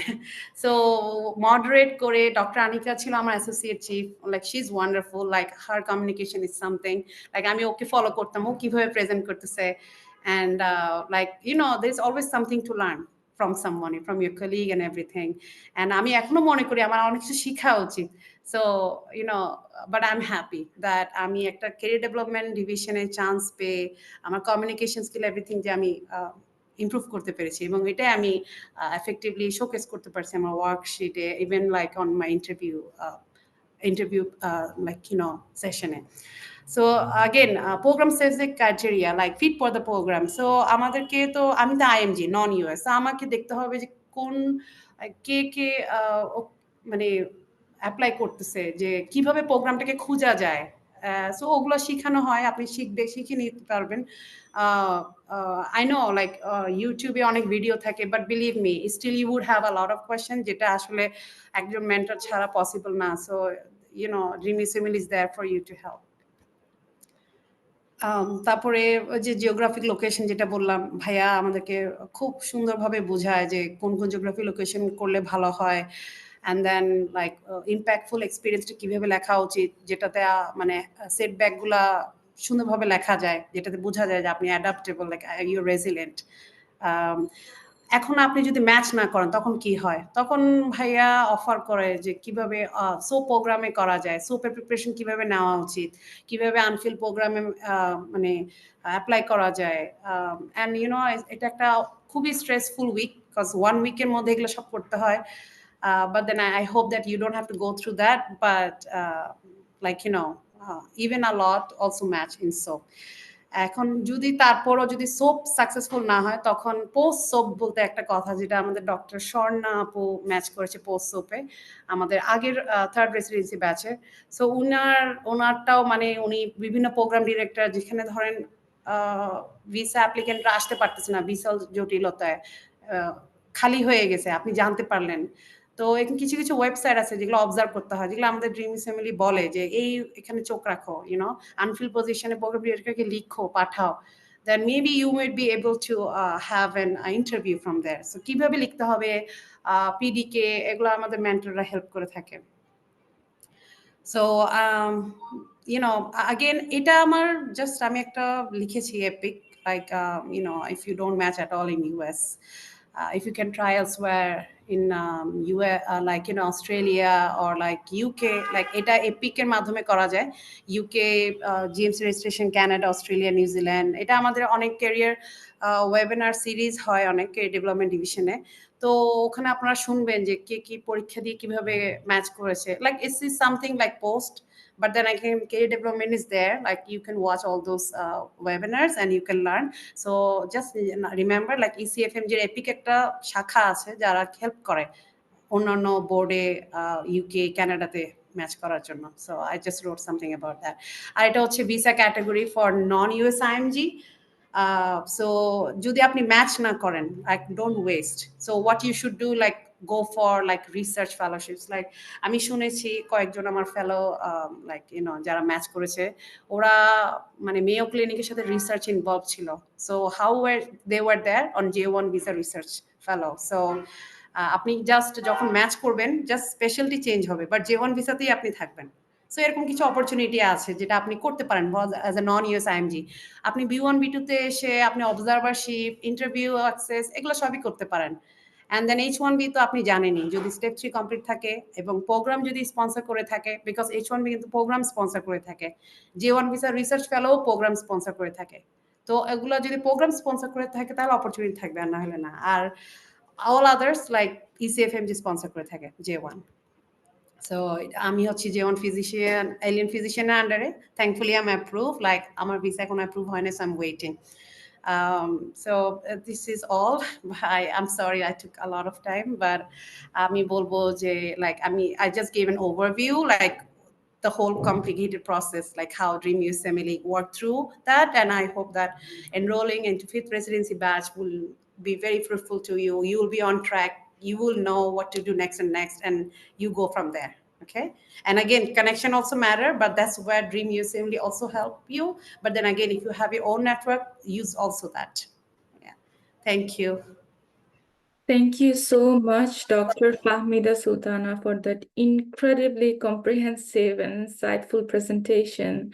Your journey and the detailed guidance you shared today have provided immense value to all of us. I'm sure our attendees will walk away with a clearer understanding and renewed motivation today. Thank you to all our panelists for sharing your inspiring residency journeys. It's incredibly motivating to hear how Dream USMLE played a big role in your successes and achievements. Now we'll transition into a short Q&A session for this webinar. The first part of this session will be taking questions from our moderator panel. So if any of you have any questions, you feel free to ask our panelists, please.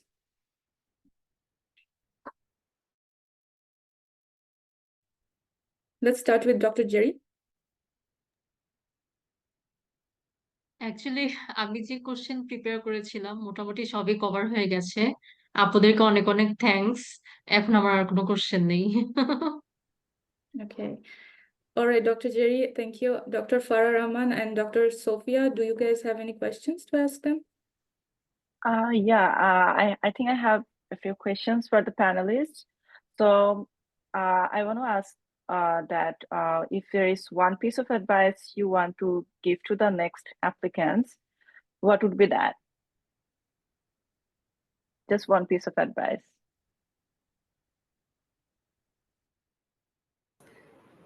I would say plan early because this whole process took me a year actually. Not a year, it's like 1.5 years. Like, right? আমার step 2 CK pass করার পরপরই আমি লেগে গেছি এটার পিছনে। So even though I could have gone for SOAP, আমি যদিও অনেক লেটে লাইক E70 সার্টিফাইড হতে হতে ফেব্রুয়ারি হয়ে গেছে, I could have gone for SOAP, but I'm like, no, I have time till September. Let's work on my, CV. So আমি বলবো যে you have to plan early, like যতই আর্লি প্ল্যান করবেন তত ওয়ার্কশিটটা সুন্দরভাবে ম্যানেজ করা যাবে। বিকজ যখন ভাইয়া বলবে তোমার কি এটা আছে না নাই, তখন you will be regretting that oh I wish I could have time, so time is very an essence here, like you need to value your time, like কিভাবে টাইমটাকে ম্যানেজ করে একটু আসা, I think is very important. So I will ask like Anika and Dr. Jess. Thank you.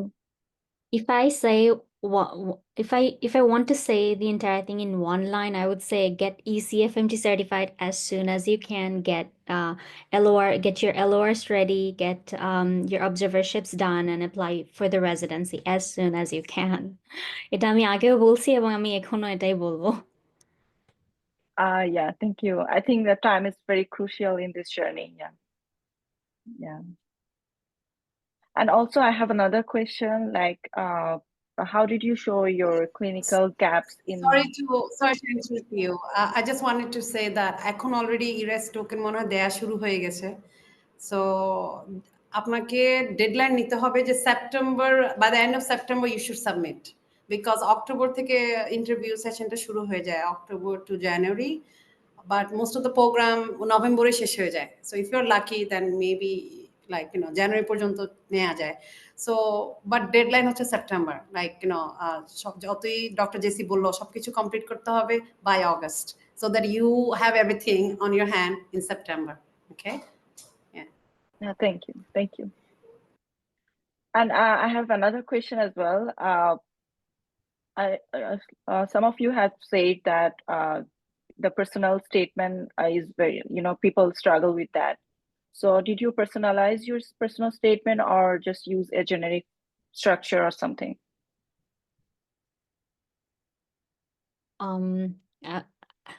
Can I go ahead, Apu? Okay, so আমি কি করছি, আমি mostly একটা generic personal statement বানাইছি যেটা হচ্ছে সবগুলোর জন্য সুটেড, ওরকম একটা। কিন্তু আমার কিছু প্রেফার্ড প্রোগ্রামস ছিল যে মিশিগানে, ওদের জন্য আমি আলাদা করে একটা দুটা বানিয়েছি আর কি। আদারওয়াইজ হচ্ছে গিয়ে কি একটা জেনারিক পার্সোনাল স্টেটমেন্ট দিলেই হয়। Oh, okay. Yeah. Thank you so much.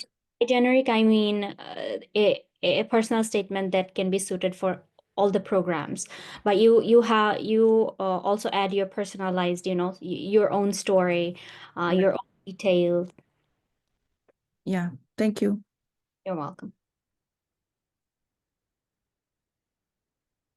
Dr. Well, Farah, would you like to? Oh, sorry. I'm sorry. Sure, go ahead, please. So, personal statement wise, I don't know if you mean like what, like, I don't know.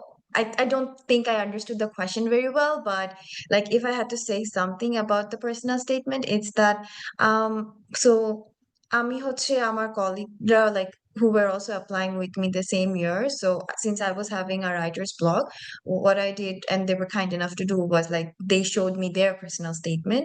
So ওইটা পড়ে then I could have, like, I kind of had an idea how to approach writing it. So there are a lot of approaches to it. One of my colleagues, what that person did was, or just like they kept on talking about all of the achievements they have done and where, like, what are those, like, what happened, how he achieved it, and what was the learning from that. So ওরকম করে it's kind of like ওভাবে করে kind of build up on top of it, like, yeah, so I have had done this in my life, that in my life. So that is how they talked about their achievements in their personal statement. And there was another person who kind of used what I would say is like a staircase method, where they talk about their specific personality trait, and very small, like 2 or 3 sentences talking about that personality trait. It could be about how they have that trait, or what they like learned from, or what event happened that made them have that trait, or something like that. So ওরকম করে kind of stepwise করে করে যে like why medicine, and then yeah, when did you know which specialty you want to go to, and then okay, why did you do this next step in your life? So it was kind of like a staircase method type. For me, my personal statement is something that if somebody reads it, they can immediately know the kind of person that I am. Like, my personal statement just showed who I am inner as a person. How do I think? How do I approach things? And what shaped me for who I am today was the representation approach that I took for my personal statement. So it's about, like, there is no right or wrong answer regarding the personal statement. It's about how to catch the person's, like, the reader's attention. Now, the difference between generic and personalized is that when you're giving that personal statement, like যখন আমরা কোনো program apply করি, we assign documents, কোন letter of recommend. If somebody has like 8 letter of recommendations, they can just assign 4 to a program. Which 4 do they want to assign to them? So ওভাবে করে we pick and choose. So similarly, personal statement, we can have like a lot, and then we can pick which one we want to choose. Now, generic personal statement means that আমি কোনো program কে specify করে ওখানে mention করি নাই. Say, for example, I did not, for example, like the program that I matched into, it's DMC Sinai Grace. So I did not mention, for example, their name. So in that case, যেহেতু কোনো প্রোগ্রামের নাম ওখানে নাই, so I can give it to any program I'm applying to. However, if there is any specific, for example, DMC Sinai Grace is a program that I'm sending signal to. This is a program that I want to go into. In that case, in your personal statement, apart from all of those other things, there you put like a paragraph, or you mention their name. Hi, the reason why I want to go into DMC Sinai Grace is because of this. So when they read it, they will see, okay, this personal statement is personalized because it's directed to our hospital. But যখন কোনো নাম mention করা থাকে না, that is a generic one, and they know, oh, okay, they just sent a generic one because it doesn't mention our hospital or any other hospital's name. So basically, that's how it goes. Yeah, I hope that answers the question. my question. Yeah, thank you.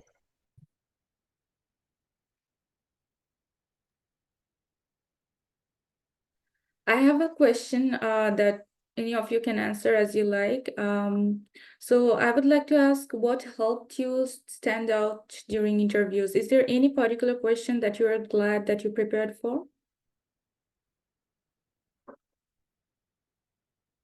If I would go first, I would say if you have any gaps in your CV, that is something that can kind of catch you off guard, because that is something that you don't necessarily want to talk about.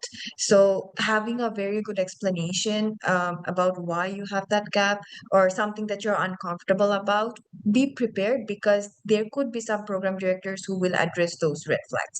So have very good reasons why you're putting the things that you're putting in your resume. For example, there are some people who wants to go into, say, for example, surgery, but then they're doing a research in anesthesia, for example.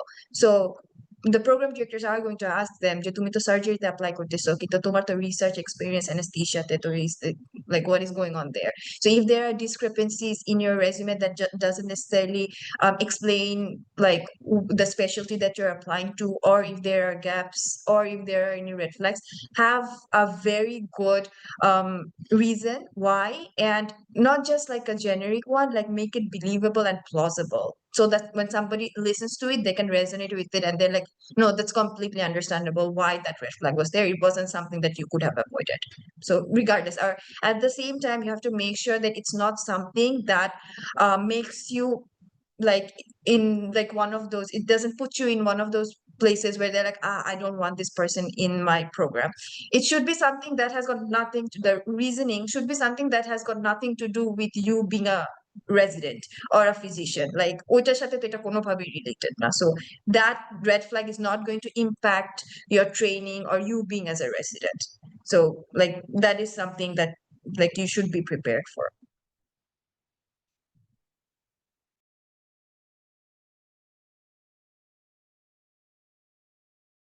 We have a question today from our audience. It is from Faiz Sakif Khan Sumit. He's asking, how likely is it to procure research fellowships as a fresh MBBS grad? Are they paid enough to survive?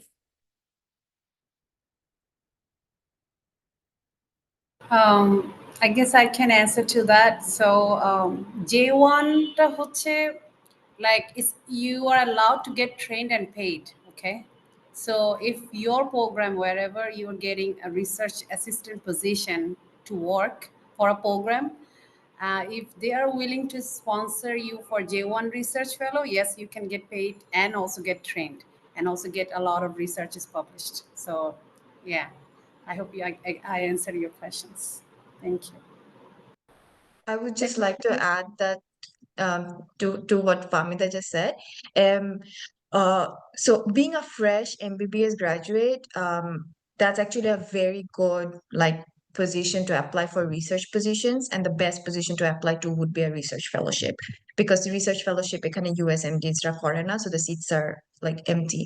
Now there are like some harsh realities to it, that is that the PIs are very open to sponsoring your visa, but it's not necessary that all of the PIs will be okay paying you, because they're already sponsoring your visa, so they are technically paying for that. So if you already have like a work authorization in the US, in that case you can kind of talk with them and be like, hey, you don't have to sponsor me in that case, why not just pay me a regular salary? So that will vary from PI to PI. So you have to reach out to them and ওদের সাথে কথা বলতে হবে যে, hi, আমি তোমার ল্যাবে research fellow হিসেবে জয়েন করতে চাই.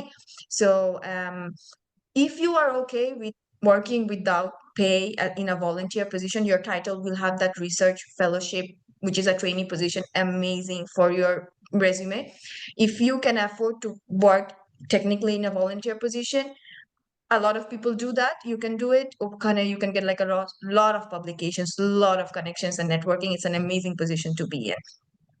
But if financial support is important for you, in that case, getting those positions gets very restrictive, because not all PIs necessarily are willing to pay because they're already sponsoring for your J1. So that's just something that to keep an eye out, basically, just to be informed.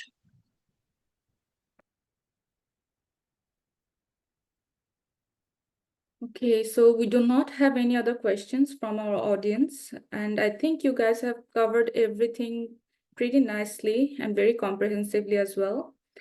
So as we come to the end of today's session, I want to thank all of our amazing panelists once again, Dr. Fahmida, Dr. Jessie, Dr. Anika, and Dr. Abira and Dr. Sadia Siraj.